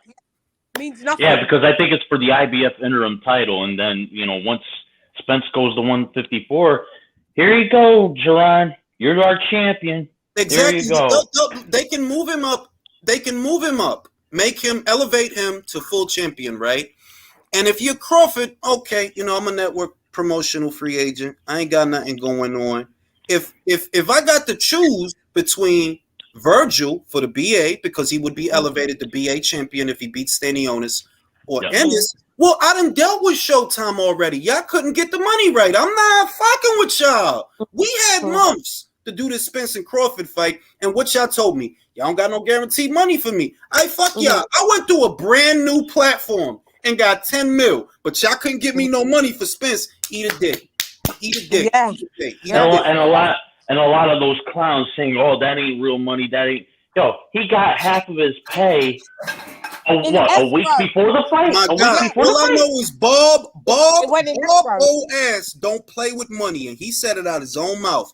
I spoke to Frank, and every dollar in that contract is in the bank. He said that. Fuck Bud. Fuck, if you don't want to believe it from Bud, don't believe it from Bud. Bob said that she's like, I don't know. He said, I don't know about Bud. I don't know about him, but I know that I spoke to Frank, and every dollar in that contract is in the bank. That means it's an escrow. That's what that means for those that don't know. Yep, escrow account. That means the money got to be released by a certain date, and if the fact that it was already there weeks ahead of the fight already should let you know they got their shit together, because not for every fight they do that, but it's a multi-million-dollar fight, right? Yeah, I mean, if you want your stuff put in escrow, Team Crawford would have had to set up the escrow account for it to be deposited in. So everything was swift and proper. And now I see guys. AB was on the Porterway podcast. He said a lot of things, and a lot of them sound like what I've been saying, that look, they don't got real promoters over there, right? You got Samson Lukowicz, you got Sean Gibbons, Manny Pacquiao Promotions, you got Chino Maidana Promotions, yada, yada, yada. You got TGB, but these is little guys. What the PBC really is a concentration of little guys. Like y'all small promoters. Y'all don't put deals in. They just a bunch of little guys that came together. It's not like Top Rank, for example, that if it's Top Rank, that's Top Rank brokering a deal with ESPN. If it's Matchroom, that's Matchroom brokering a deal with either a Sky or a DAZN. That the outfit is brokering a deal. Now, motherfucking Samson Luca, he ain't doing that. All that brokering is Al Heyman, and he's speaking for all y'all little guys. That's why basically what PBC is a corporation. Like how you see Banana Republic, Old Navy, and Gap. They're all in under one umbrella. That's what the PBC is. Well, and you got what you got. Broner said basically, well, the first thing they need to do is get a real promoter. Why you think he said that? I ain't say that. He said that, like, well, the first thing them guys need to do is get a real promoter. And then he said, and I'm not trying to downplay Al, and you know what I mean? Like, you already knew, like, I already know what you're trying to say, bro. He's of the Muhammad Ali Act. Yeah, that's all it is. Broner woke the fuck up. Broner really let the cat out of the bag now that he's left there. He really did. But the other thing is Broner been letting the cat out the bag for like, I'm gonna say 3 years now, with the little things that he say that like, yo, dog, I didn't have to wait a week, a month, here for my money. He gets it Monday. Get it on Monday. Yeah, and what I've been saying, yo, I don't think those guys get their full purse in one lump sum. I think he paid in increments, allowance. an allowance. Yeah, but you know what? He wasn't as free as he was most recently in the last year or so. He was more free now than he was then. When but you notice what he's saying now. I wonder how that came. Is it that they just was like, this guy's a liability, he's blowing us up, just let him off contract, or Nah, it was probably that stunt that he pulled for the Figueroa fight. Like that was some crazy shit that he did. Yeah, that was wild. I mean, like if you think about it like this is what made Broner unique unto them. Don't forget that Eddie Hearn offered him $2.5 million to fight Conor Ben, right? So if you're Broner, bro, I'm not going to fight Omar Figueroa on Showtime for anything less than what y'all made me turn down with Eddie. You know what I mean? Eddie had 2.5 for me. I can't come here and you got less than that for me. So something got to change. And that's why they cut him loose. Like, bro, I'm not fighting no fucking I got mental health problems. I'm sorry, I can't fight. Like, fuck y'all. I get offered more money from other people. Y'all not my only option. I'm not, like I might not be shit no more. Maybe I'm not that good anymore. But motherfuckers still willing to pay me 2.5 mil, bro. How much is BLK paying him? He said it's a 3-fight deal worth $10 million. So if you break that down, that's a little over $3 million per fight. Yeah. Little over $3 million per fight. Yeah. Good for AB, man. I'm proud of him. Now, here's the other thing. I said months ago, I don't think for a second Showtime is gonna get this man no $2 million for no fucking Omar Figueroa. You burning money doing that shit, and that's why I think they let him go, because you can't match it. What these people have for me on other sides of the street, you can't match it, and you can't hold me here either. So you need to let me go, and they let him go. And I'm a liability to you lot, because I'm not scared of you lot. I will talk all of your business and expose you. So it's better you just let him go. Let me go. As much of a screwball as Broner is, I ain't mad at him for what he's doing, man. Bro, I want him to do good. Listen, I said this. Broner's done. I've not been a fan of things that Broner did in the past, but I want him to succeed. I want him to beat Red Catch in good fashion. Why? Because he would be the example that, like, yo, y'all guys got to get away from there, man. You know what I mean? Like, y'all gotta jump ship if y'all want to get money. Fighters don't got a long shelf life. They really do. You gotta. And Floyd Schofield dodged the fucking bullet. Dodged the bullet. And I want Broner to get his money and win them fights, them 3 fights he gonna have on BLK. I want him to win all 3 of them fights so that he could show them guys, yo, you ain't gotta stay stuck over there, man. There's other money out here. Yeah, it's other money out here. Y'all staying over there because they telling y'all this and that shit is not real. Exactly, and it's not just the money. The inactivity too is killing these guys. Jamel, you become undisputed, and then you don't fucking fight. How does that make any fucking sense, bruh?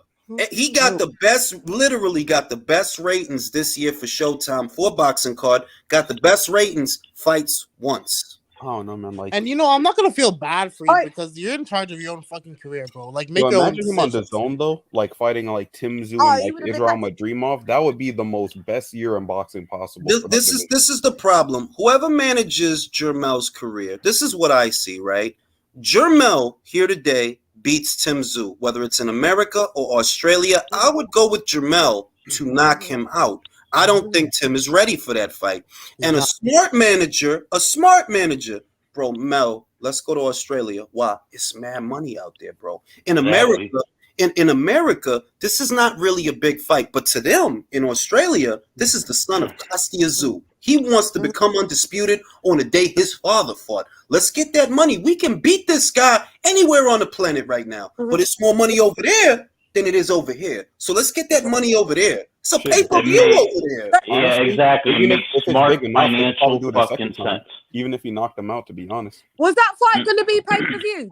In Australia? No. In Australia, it was going to be a pay-per-view. In Australia. But in America, it wasn't going to be one. No, not here. That was a regular Showtime fight. Regular Showtime. So do you think that plays a part then?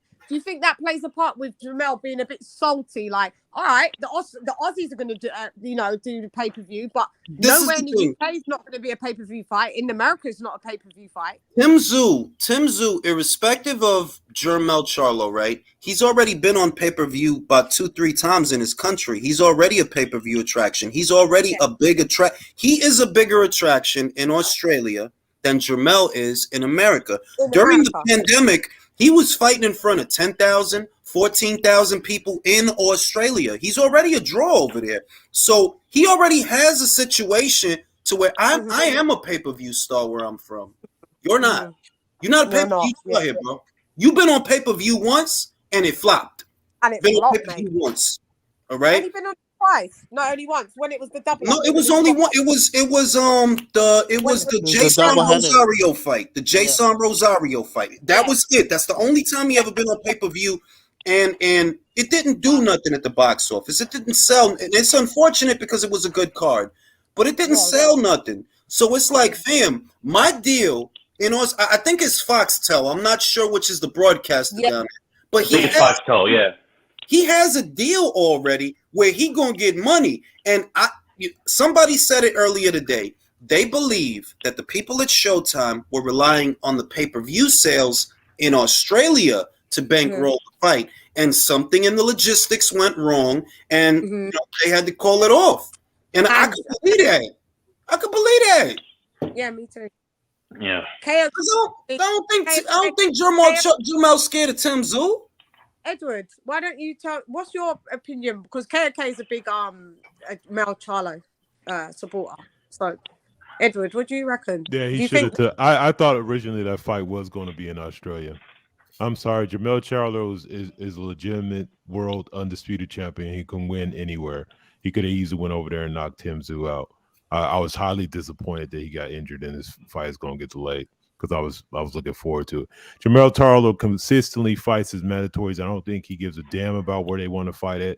I don't think he's scared of anybody. He thinks he can beat, and he knows he can beat anybody. So yeah, it would have been nice to take it over there and knock him out in front. It would have been big money, because we're literally talking about these legacy fighters' sons coming up and trying to see.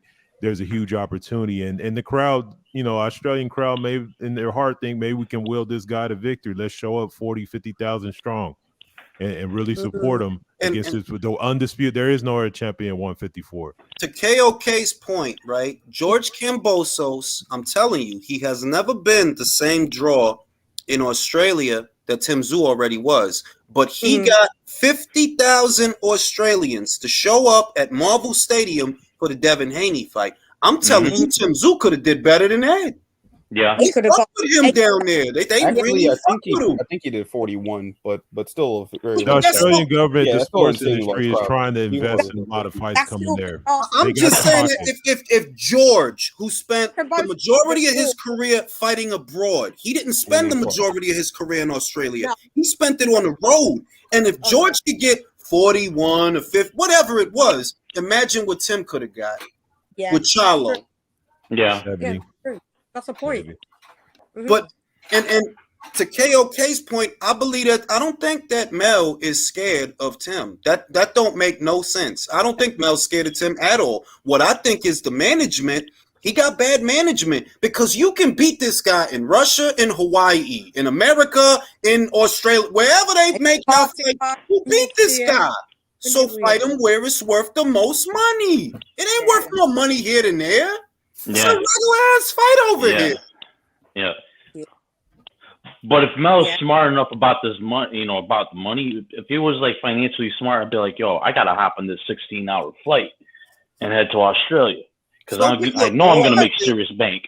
Go out there, get some pussy that got freckles on it, pet a couple of koala bears, a couple of quackers. Just have some fun.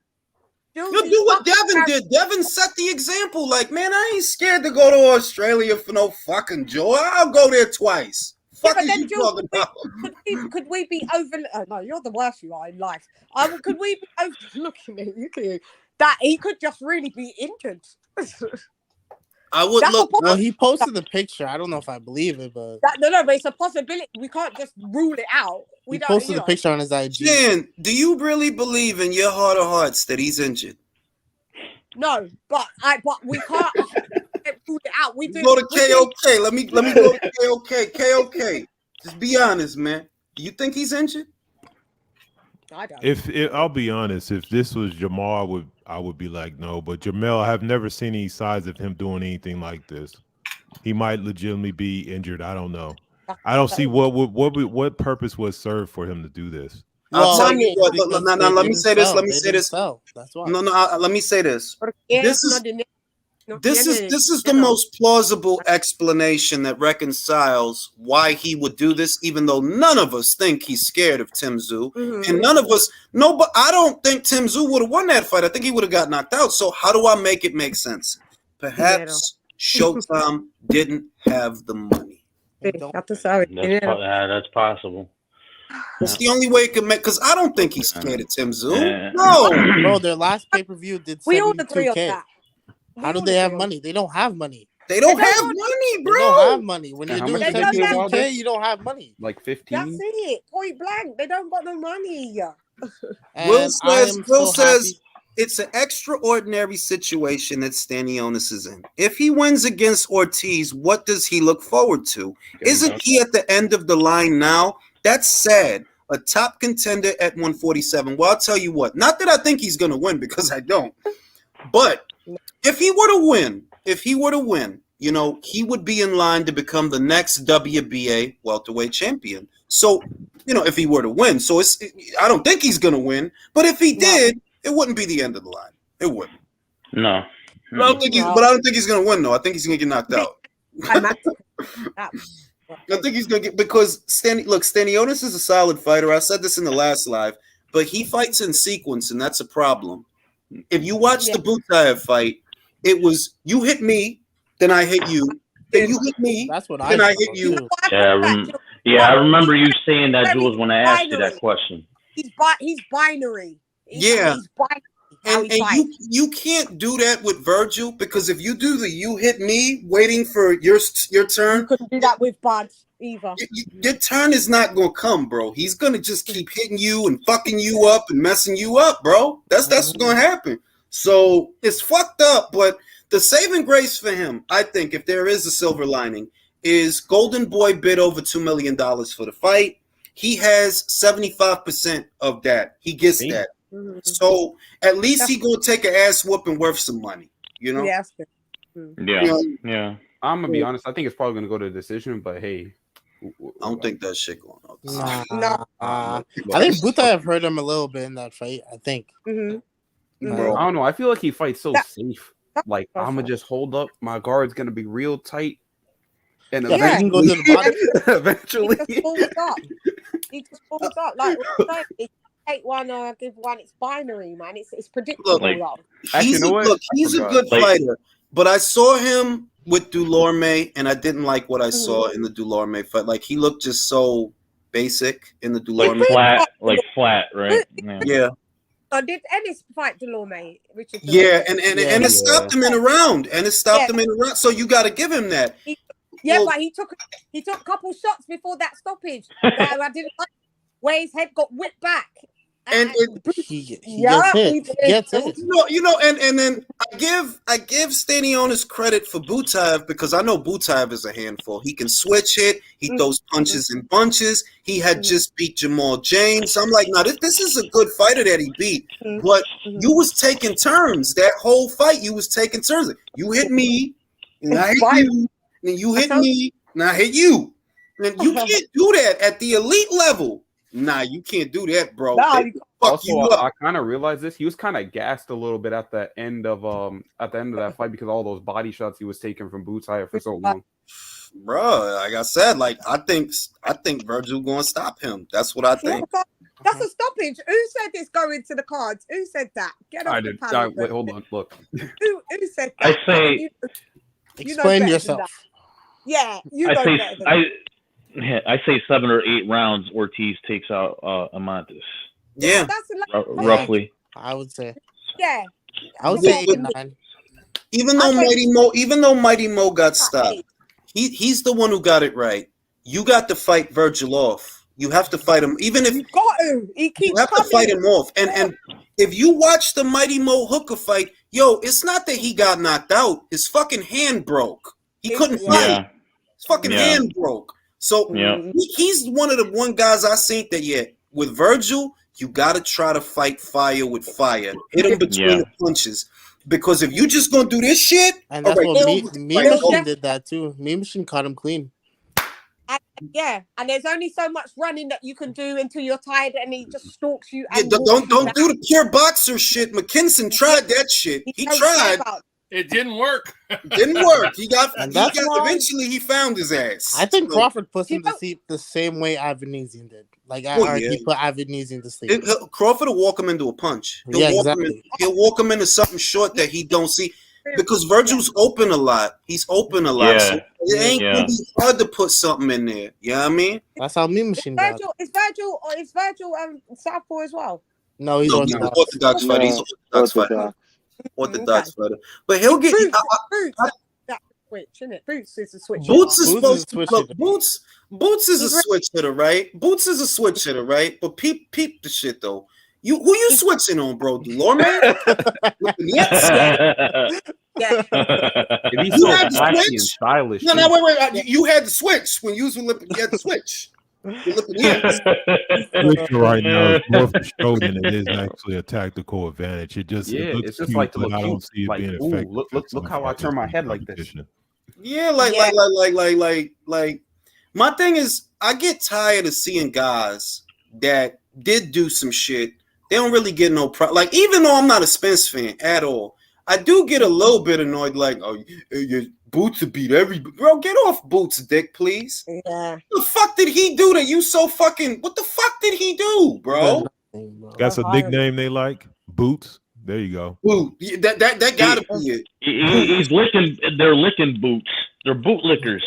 Like motherfuckers gravitate towards just the silliest, goofiest shit. Like, bro, he didn't beat shit, bro. You understand that, right? Like when I was young and we used to watch, you had to beat somebody, bro. You did. Yeah, you had to fight somebody. You had to fight, so we knew how good you was or trash you was. Motherfucker fighting the motherfuckers that's high on him. They don't give no goddamn Delorme no odds to beat Boots. Castillo, no odds. So what the fuck are you so impressed with, bro?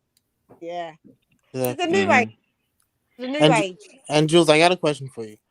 So, like, you see how Bob is saying, like, yo, he's trying to put less and less pay-per-views and whatnot. Mm-hmm. So do you think that, like, the age of giving a fighter just like $40 million and they're gonna make the money back and pay-per-view, you think that's dead? Is slowly dying off? No, see, all right. I'm old, right? When I was young, there was really only one or two draws, big ones at a time. Right? There was really only one or two at a time. So the kind of fighters that get those huge purses, they were more or less one of a kind. Exclusive to a big show or a big event, those kind of fighters were one of a kind. Like, what are you talking about? Oscar? Floyd? Manny? Yeah, like he gave Manny $40 million. Then you go way back. Let me finish.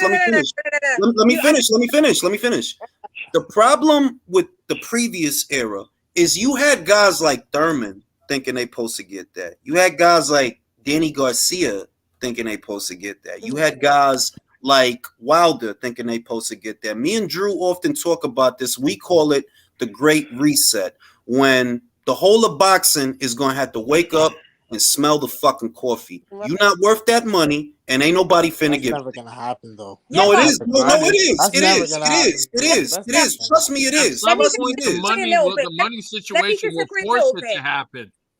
Let me disagree a little bit. If you go back further, we had a bunch of pay-per-view stars with Evander Holyfield, Mike Tyson. We had a bunch. It wasn't. No. Evander was not getting what Mike was getting. He wasn't. No, he wasn't getting what Mike was getting. But this is the point I'm making. Those guys that 40 M's this, 50 M's, no, that was Mike. Evander was a great fighter. I'm not saying that, but the guy was Mike. At that time, the guy was Mike. I know the guy, but there was still a bunch of guys. The guy. I'm not saying guys is gonna be broke. I'm saying, look, you were $5 million fighter, and you're a $10 million fighter. This fucking guy, this guy. So how much? Wait, this guy. This is a $40 million fighter. Yeah. And that was the separation. Like, for example, I'll give you another example from the previous era. Yeah, Cotto was worth some money. Yes, he was worth some money. But was he worth what Floyd was worth? No. It's like for example, like that's when it changed, when it became only one kind of guy. Like I'm saying, the era before Floyd with the Lewises and all of that, there was. It's not that guys weren't getting money. There were always guys that were getting money, but there was always a clear separation between the guy and everybody else. That doesn't mean that everybody else wasn't getting decent purses too. There are other guys that were getting decent purses, but when you have a Danny Garcia, when you have a Danny Garcia that you think what? No, you bug like no, you ain't worth that money. When you got a Wilder. Eddie Hearn offered you 6 times your highest purse at that time. What was your highest purse? $2 million for the Ortiz fight. What did he offer you? 12.5. That era of guys like you turning your nose up at that is coming to an end. Where you at now? 77,000 at the bottom. I remember back then it was Mike and then Chavez. Chavez was a big money maker himself. There was still a group. Today is different. It started to dwindle down, but like I'm saying, we had the Mikes and we had the Lewises and we had the Vander Holyfields and we had whatever. You had the Foremans, whoever. Like you had a bunch, right? But then it started to Chavez, and then it started to dwindle down where it was only Floyd. Like you said, Cotto made money, but it was that. Then there was only one cash cow, which was Floyd. No, there was no. It was always that way where there was a clear separation. Like, okay, Sugar Ray Leonard, there was a clear separation between Sugar Ray and what other guys were making. There was a clear separation between Oscar and what other guys were making. There was a clear separation between Floyd and what other guys were making here today. There's a clear separation between what Canelo's making and these guys. There's a clear separation between what Joshua was getting and these guys. Yeah, there's a clear separation.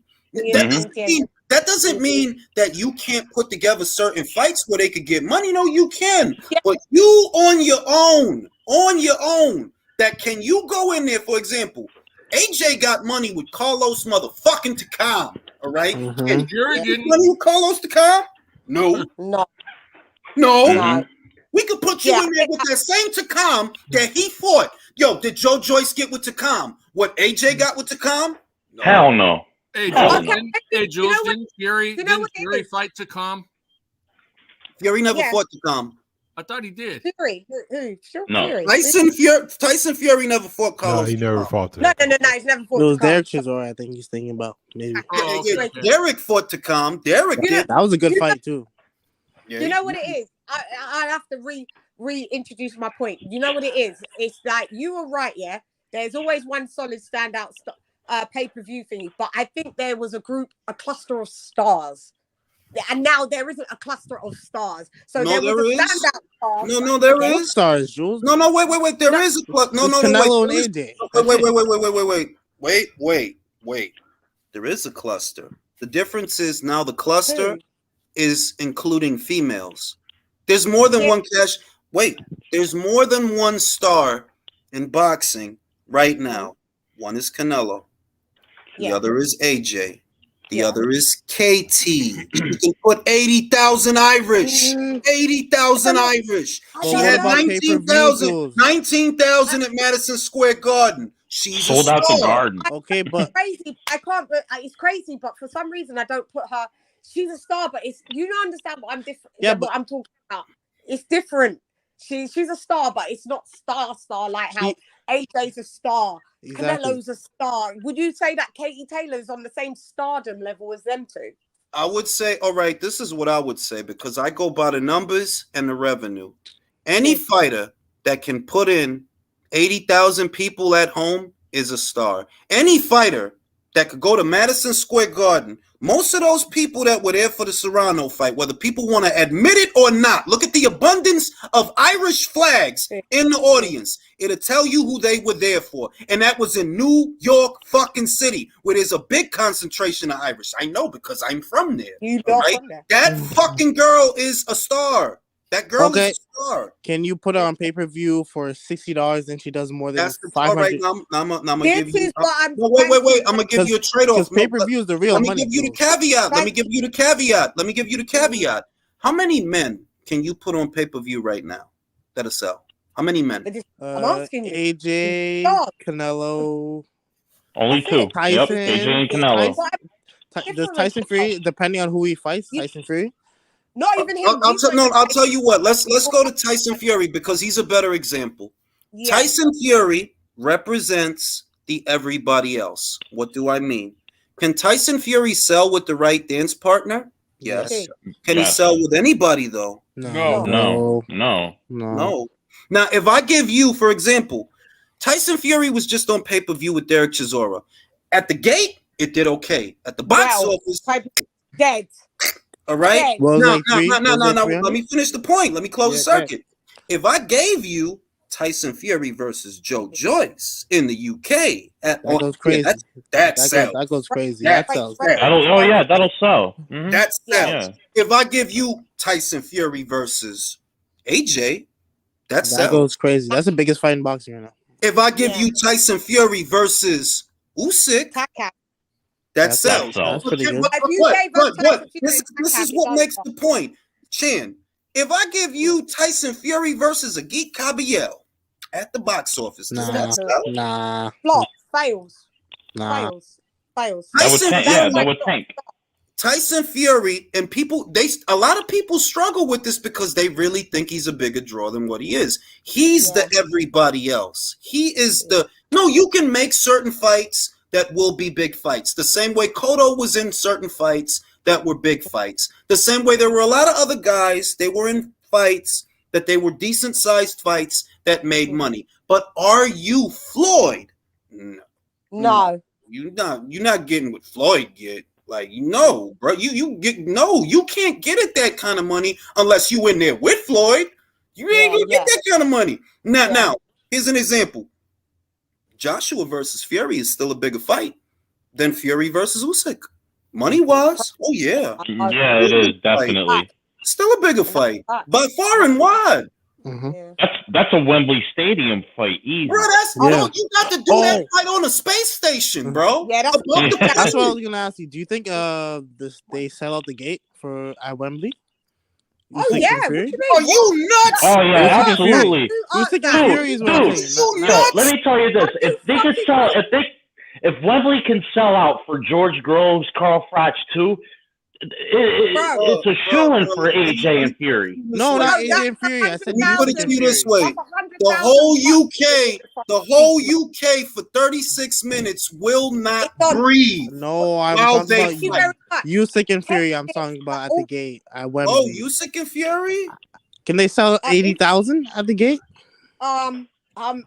I want to say no, but Jules, he's been proving us wrong certain times now. No. All right. No. Let me say this. Can you get 80,000 at the gate with Usyk and Fury? Yes. Can you sell? It's the pay-per-view buys where you can get hurt. Look. All right. I'll put it this way. I believe that Joshua versus Fury, if it were next, and AJ's back in the winner's bracket. Let's just say that. If it were next, that's over $2 million over 2 million buys in the UK. Over 2 million. I guarantee it. I guarantee it. Now, if it's Fury Usyk, it could do between 800,000 and 1.2 million. Between 800,000 buys and 1.2 million. Joshua did 1.2 million with Usyk both times. Could Fury do that? I think he can. What? On PPP? 1.2 in the UK.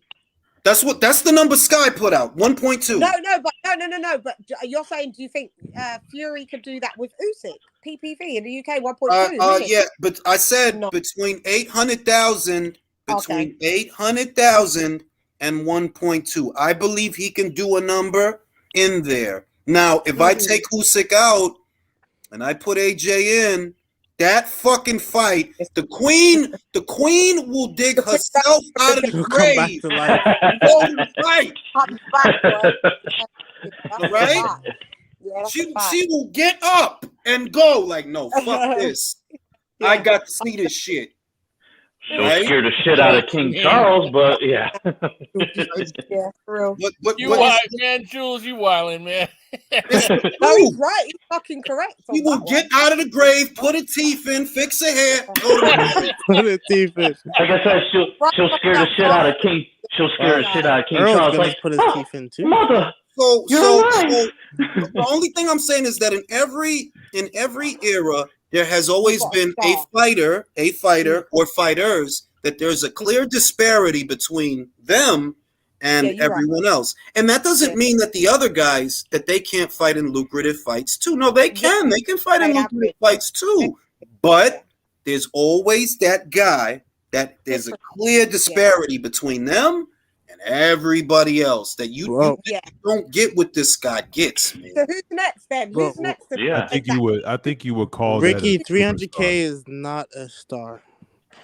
No, hey, this what I'll say about that, because you're making a good point. There's always been a transitional superstar where people that don't even watch boxing went out and paid for his fight just for the clout of saying, hey, I got the Canelo fight on, I got the Mayweather. People that don't know shit about boxing. Yeah, come on, pay money and go watch those fights. Kodo, like the Boricuas, some of them, like I know, like they didn't even give a shit about boxing, but they love Miguel Cotto, they love Felix Trinidad, you know. And this is who I think is next. This surprises a lot of people. I told Steve Kim who I think is going to be the next cash cow based on the lay of the land. And most people think I'm crazy when I say this until I tell them why. Jaime Munguia. Oh no, no. I'm gonna tell you why. It's the sucker shit. Let me tell you, it's the sucker shit. Gennady will fight him before he fights Lara, right? We all know, like, yeah, he'll fight fucking Munguia any old day of the week before he fight Lara, because it ain't no goddamn money in a Lara fight. It ain't no money. So if Gennady beats the Brazilian in March, which is when they said that fight is gonna go down, I believe in September he's gonna try to fight Jaime. And if Jaime whoops his old ass, he crosses over. Because then the angle gonna be, damn, yo, you beat him worse than Canelo did, bro. And Canelo fought him 3 times. Yeah. That'll definitely put him. But middleweight's dead. In super middleweight, he died. I don't get that. No, I'm not with it. I'm sorry. You're missing me on this one. I'm just look. I think you might be reaching, Jules. No, bro. Who is Jaime gonna fight? Who is Jaime gonna fight? Do y'all realize that he's already asking for Golovkin? Do you realize that 160 is dead and nobody cares about 160? Yeah, we don't care about him no more, Jules. We've dashed him to the wayside. Y'all don't see it yet. But if I'm gonna give you a vision. I'm gonna give you a vision quest. Vision, right? Gennady full of blood. You not used to seeing him get hit like that. Like, damn, I thought you looked bad in a Canelo fight. Jaime is fucking you up. Yeah. Fam, listen. Today's Gennady Golovkin is in better condition, believe it or not, than Oscar De La Hoya was when he fought Manny. Think on that. Think on that. Okay. All right. I'm just telling you that before you go thinking. Look, hear me out. Before you go thinking that, oh no, Gennady's finished, Gennady's this, Gennady's that. Listen, Oscar had already been folded up and sat down by Bernard Hopkins at middleweight before he went down and got his ass cooked by Manny, right? We're talking about Jaime Munguia, though. Don't tell me that a fighter that ain't never been knocked down in a professional boxing match. We're not going to give it credit. We're not. Yeah, we're not saying that. We're saying after. Bro, I'm telling you, all right, then you not listening. Even you not listening. If the Mexican fans see that, what you think gonna happen? That's one fight. Yeah, and they don't have that much patience. Bro, Mexicans don't like Jaime Munguia, bro. Oh my God, yo, dog. They fuck with. Listen, they fuck with like y'all not see it. They fuck with him like if he go. I'm telling you, they fuck with him more than Canelo at some point. Well, I ain't gonna say that. No. Yo, Jules. That don't support Canelo. I'm telling you. Look, y'all saying this. Listen, y'all saying this shit, right? But I'm just telling you. If on a Mexican holiday, you tell Mexican boxing fans, yo, Munguia va a pelear con Golovkin. Yeah, we need to see that. We need to see that. And then if they see that, and then Jaime getting in his ass, yo, it's gonna be a scene. Yeah, but Jules, say that Jaime's gonna be able to get in his ass. Let me say this. I could see it happening to Munguia because guess what? 2004, when Manny Pacquiao had his first fight with Marco Antonio Barrera, nobody knew who Manny Pacquiao was, but he was definitely getting some wins and like getting some recognition, but among the hardcore. The way he beat Barrera, because he gave him a thorough beating, nobody even expected. After that fight, the rest was history for Manny Pacquiao.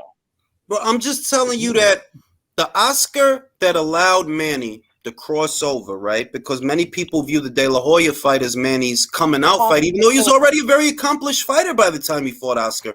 But most people will tell you that that was the fight where he crossed over. And that version of Oscar De La Hoya was more decrepit than today's Gennady Golovkin. He was. He'd been beat several times already. He got stopped by Bernard. And even with that, Manny was able to cross over beating him. And y'all telling me that today's Munguia can't cross over. I'm not saying he can't cross over. I thought Manny crossed over after the first Barrera fight. He was not a household name after the Barrera fight because Americans wasn't even watching the little guys like that. They wasn't. Can you make the case, Jules? Can you make the case, Jules, to say that Manny had the backing of at least hardcore fans before he had crossed over, right? Yeah, he had the backing of hardcore fans. Hardcore fans despise Munguia. They look at him as closer to a cancer than a positive. Oh, God. You are underestimating the taco powers. You should not underestimate the powers. Don't do it. Wait, okay, the man a rubber tortilla. I'm trying to tell you, like, if I'm trying to, there's something about boxing that often gets discounted, and it's when you see something that you've never seen before, right? They've never seen Golovkin down. They've never seen that. They've never seen him really bloodied up and bad, and he's really, really hurt. Nobody's ever seen that. If Jaime were the one, I'm just hypothesizing that if Jaime were the one to show them that, people are not going to care about whatever they thought before that. They only going to know what they saw after that. They're like, yeah, but Triple Z's old, so how much credit can he didn't do that, bro. Yeah, but Jules, after he listen, you're not understanding that we just saw. Listen, we just saw Canelo. We just saw Canelo go in there with Golovkin. Did he ragdoll him? No. Yeah, but Jaime wouldn't ragdoll go in there and ragdoll him. Jaime wouldn't ragdoll him. Jules, I said, what if? Yeah, but Jules, that's not what's the disagreement. Everybody knows that you would, if Jaime goes in with this version of Triple G, he starts as Triple G. We know this, but how does that put him in a stratosphere that he is now a superstar? Where does on the level of Canelo? You are underestimating the carnita powers. That's the problem. You are underestimating oh my God. carnita powers. And don't do that. Wait a second. Hold on, Jules. Didn't you make this case the same case that I'm kind of making for Ryan and Tank? Look, this is the problem with Ryan. If Ryan were to win, right? If Ryan were to win, he would definitely cross over. But because of how he is, that bro, you're not fighting for belts though. You see what I mean? Like you're not even fighting that often. You just called off your tune-up fight. It's shit like that'll fuck it up because you don't fight often enough, bro. You really don't. You mad young. You should be fighting 3 times a year. Yep. Yep. That's what for him. That's what'll fuck it up. They're like, look, if you were to beat Javante, yeah, that would be major for you. But are you going to capitalize on it? I don't think so. I don't. I don't think you want no parts of Devin. I don't think for a second you could. I don't think for a second you could win a round with Shakur. I really don't. No, really don't. I don't know. Oh, Shakur boxed a circle around him. People? I just don't think Ryan's in it for no legacy at the end. I think Mexico will cry that day if that fight actually happened. I'm not gonna lie. He's not even Mexican, bro. like, oh my bad, California. Then I'm California. Ryan just wants to win a fight against Tank and ride off into the sunset. My God, I'm more Mexican. I'm more Mexican than Ryan, and bear in mind, I'm from the Caribbean. Bro, I'm Haitian and I'm more Mexican than Ryan. Yeah, I know. Yeah, and you're from the Caribbean, just like me. Well, I'm half South American, but yeah. Yeah, you know what I mean? I'm just saying that I don't know that south of the border motherfuckers got Ryan Garcia photos above the dinner table. I don't think they do. No. I don't think they do. For legacy, after he does this, where does Ryan go? Like, is he really interested in the sport? Is he really interested? Wait, but that's something about Jaime. Personally, I think he's talking about retiring at 26. So I think he goes into pornography. He calls Violet Myers. What I think, right? Do you think once Chavez Sr. dies, they'll try to put him in the sainthood like they did with some of the drug dealers and stuff in the past? Oh hell no! That's crazy. No, for real. Like there was this one drug dealer dude named Molverde, and he actually became like this saint. They like pray to him. They got little statues of him and stuff. For real. Well, they did that with Escobar too in Colombia. I mean, like what? Like he's gonna be like the Virgin Mary of boxing? I don't know. I mean, I just wondered if that might happen. You know.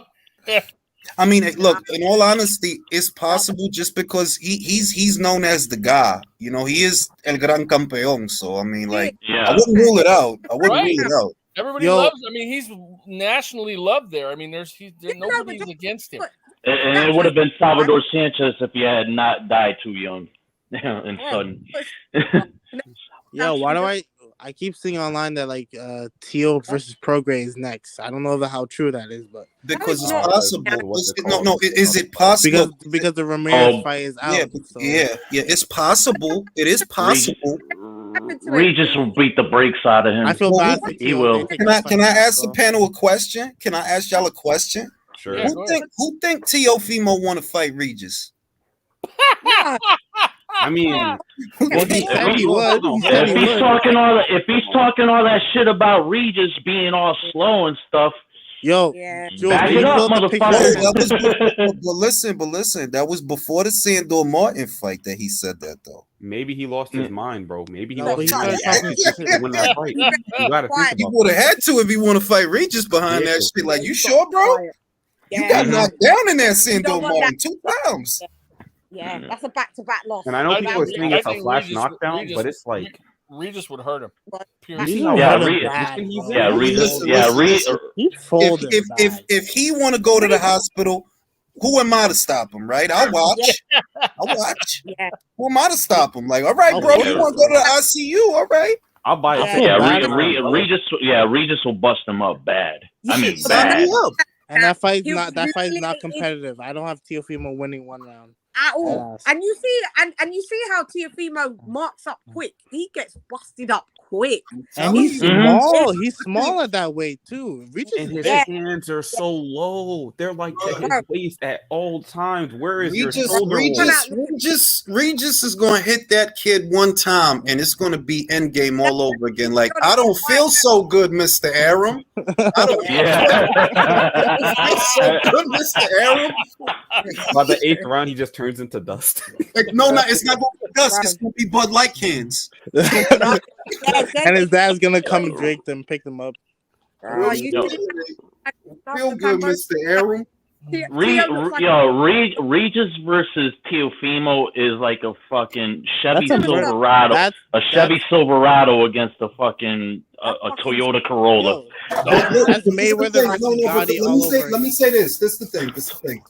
Is put up a shut up time because The WBC is not involved. If they tried to do that fight, it's amongst themselves. So there's no predetermined split. You can't use that as an excuse like Jose did. The WBC assigned that split. If he's saying no, you know, whatever, the WBC told Regis, okay, you could go fight a voluntary, bro. We're not going to bother you. That means negotiations between Regis and Teofimo is between Regis and Teofimo. You said you wanted him, right, Lopez? That's what you said. Here we go. Here we go. Don't do it. Now, I'm gonna be real with y'all that I don't think Lopez is gonna take that fight, but if he does, bro, CompuBox member's about to be broken. I actually think Teofimo Senior is gonna talk in his ear. Come on, son, you can beat his ass. Take the fight. Don't try to touch the stealing kid. Bro, I don't think, bro, to be real with y'all, I know he delusional and shit like that sometimes, but I really don't. I don't think they that stupid. They not that stupid. No, they are. I think they will be. Have you ever had No, I think they are. Have you ever? I think they are. Have you ever had him on the channel? You should get him and the dad on the channel. Oh no, I don't want to talk to him, man. I don't want to talk to him, bro. Because I can't. Look, I'm gonna be real. I don't want to talk to nobody that's expecting me to lick their ass. That's just real.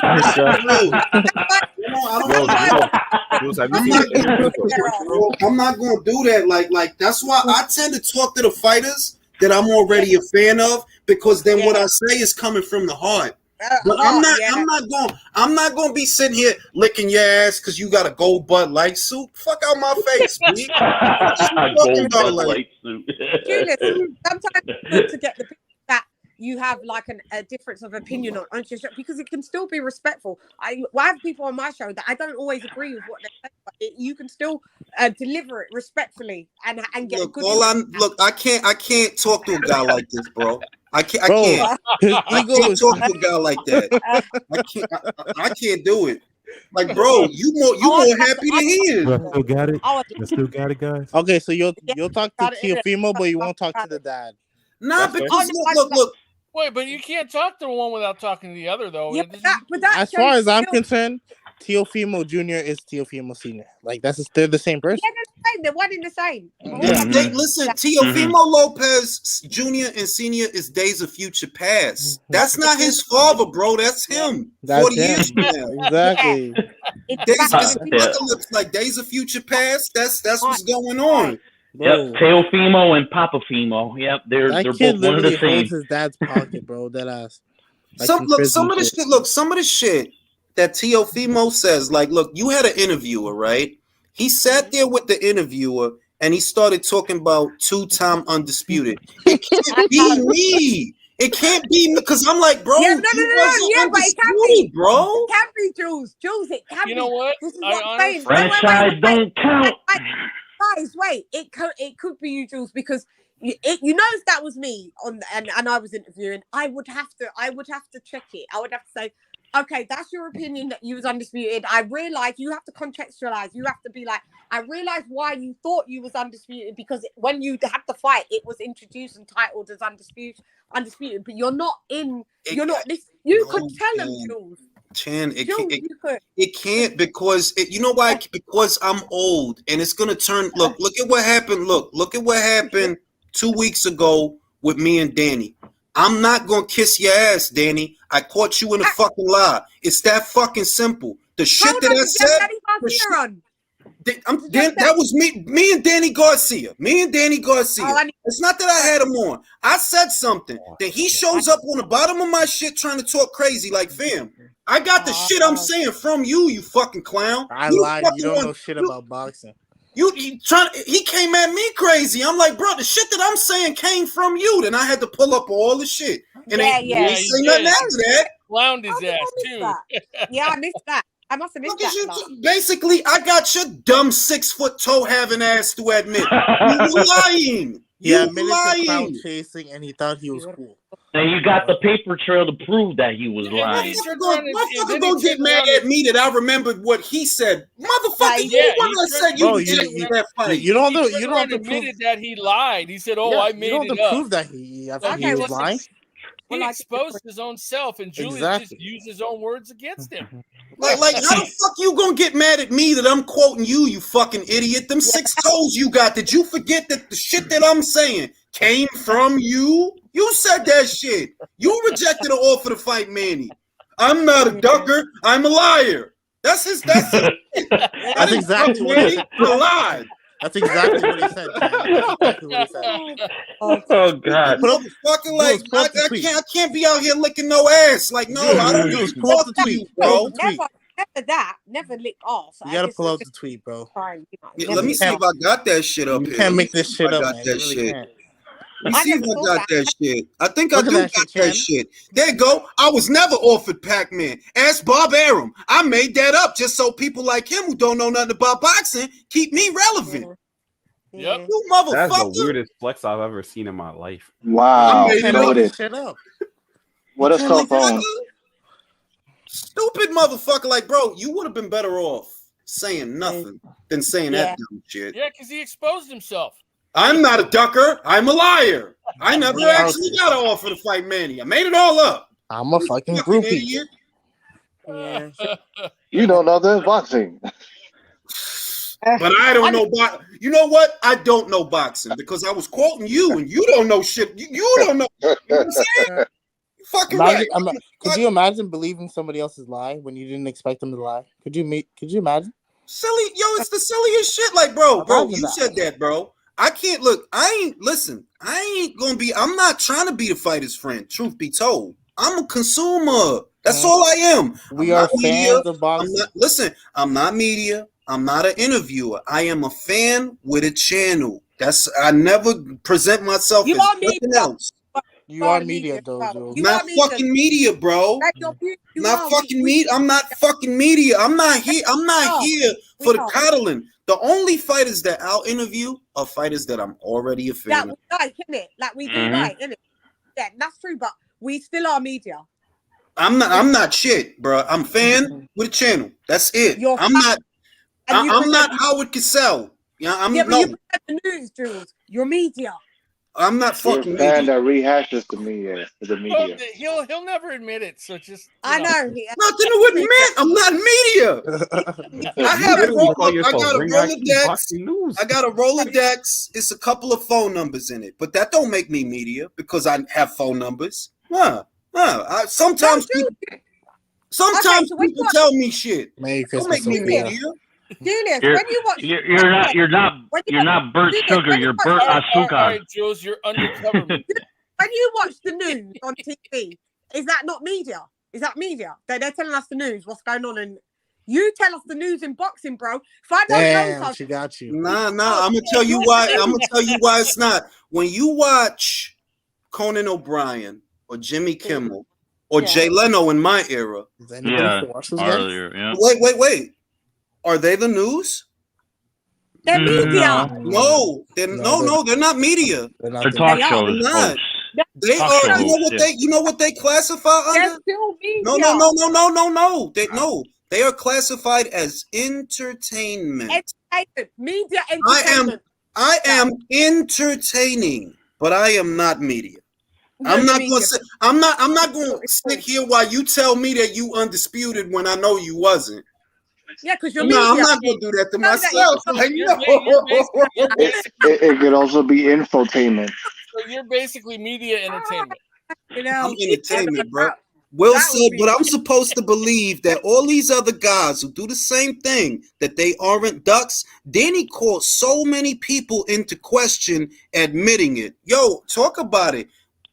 Why you think, look, that was 2 weeks ago. 2 weeks later, don't you see they on Stephen Fulton ass? You don't see that? Stephen Fulton. You don't see they on it ain't just me. No, they on his ass. Why? Because now we know what you doing. You spent the last couple of months trashing Inouye. Oh, what would he be without his power? I would wipe him out. Now, what did Stephen Fulton just say? I knew for months I was gonna fight Brandon Figueroa.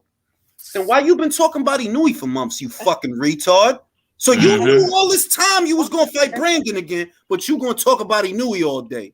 Promotion by name association. I actually like that. That's the PBC modus operandi. And that's a fact. It just The shit don't make no sense. If you told, that's how I know. Listen, you sports guys, y'all not criminals because you just told on yourself. You knew for months you were gonna fight Brandon. Then why these last couple of months you talking about Inoue? Because they're media. Fight nobody wants to see. Because Inoue was the biggest thing was relevant. He was tying his name to it. Let me ask you, who's asking for that second Figueroa fight? Who? I don't know, but look. I need to do a rewatch some points for it. I don't know. I think it would be everybody shut up. Everybody shut up. As long as Brandon's sister show up. Oh yeah, you all love her. She's stunning though. I'm gonna be honest. Unless she is literally the ring girl for every single round, I'm not watching that fight. That's the only thing that make watching a Brandon Figueroa fight worth it. Why doesn't he utilize her more in his business? He should because the way he fight like that balloon at a car dealership. He's all over everything with like, what are you doing, bro? Yeah. Holy shit for this weight. Use your jab. He ain't got no jab. He just all on it.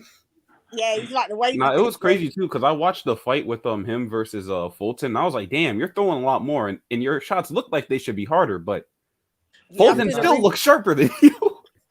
PBC released it now on YouTube, so I can do the rewatch on that. I hope Fulton gets knocked out. I'm not gonna lie. Nah, but I'm gonna be real. At 2-6, he might get hurt.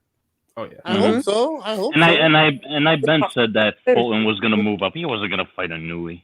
He was. Oh yeah, 126. Ben known that for months.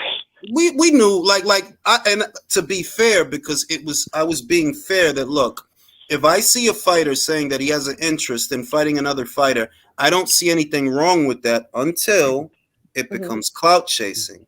And as soon as we identify that, oh, that's what that was, then we can start up with the A, B, C, and D. But until that time, no, I'm not going to attack you for pursuing a fight because that's what I want you to do. But the moment I realized, oh, you wasn't pursuing a fight, you was just talking about him because he was buzzing at the time.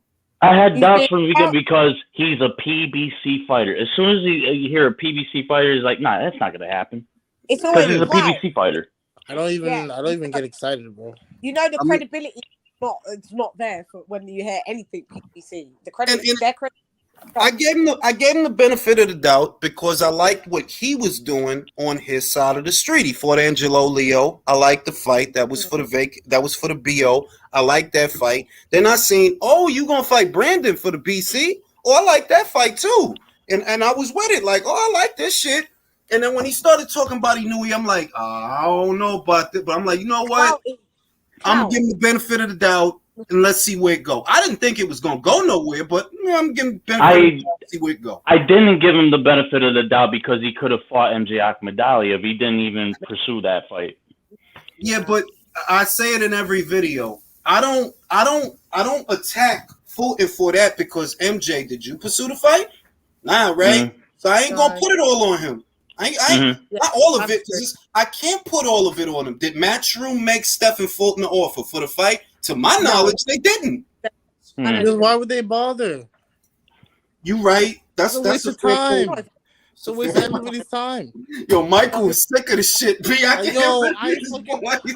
I hate PBC, bro. I hate these guys so much. I'll hate and I'll stream all your fights. I'm never buying that trash ass shit.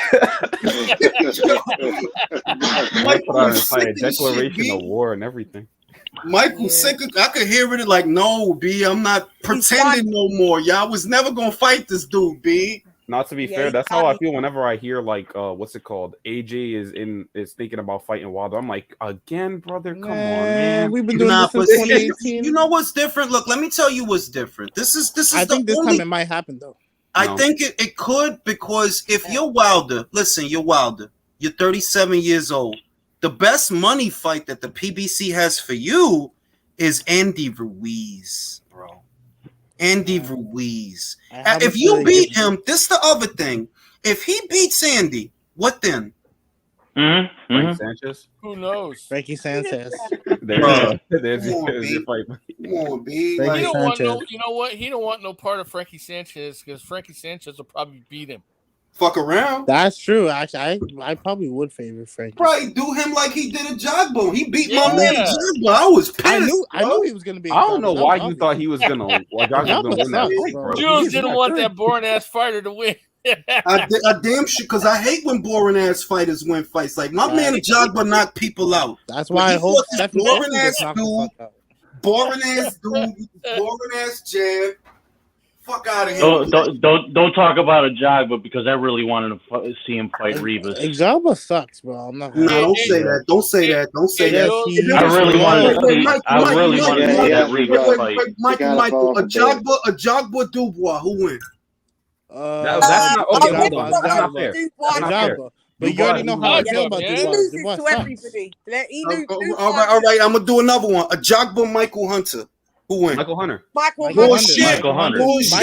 Bullshit. Give me a Michael Hunter before. The dude that went life for death with Jerry Forrest. That guy. Okay, he was out of shape. He was out of shape. Bro, fuck out of here, B. Fuck out of here. Yeah, but I feel that Dubois went life for death with a blown up cruiserweight. Yeah, in Lorena. Dubois' ass. We've been knowing this, bro. Dubois' ass. Dubois is rubbish. He's pants. I've done said it.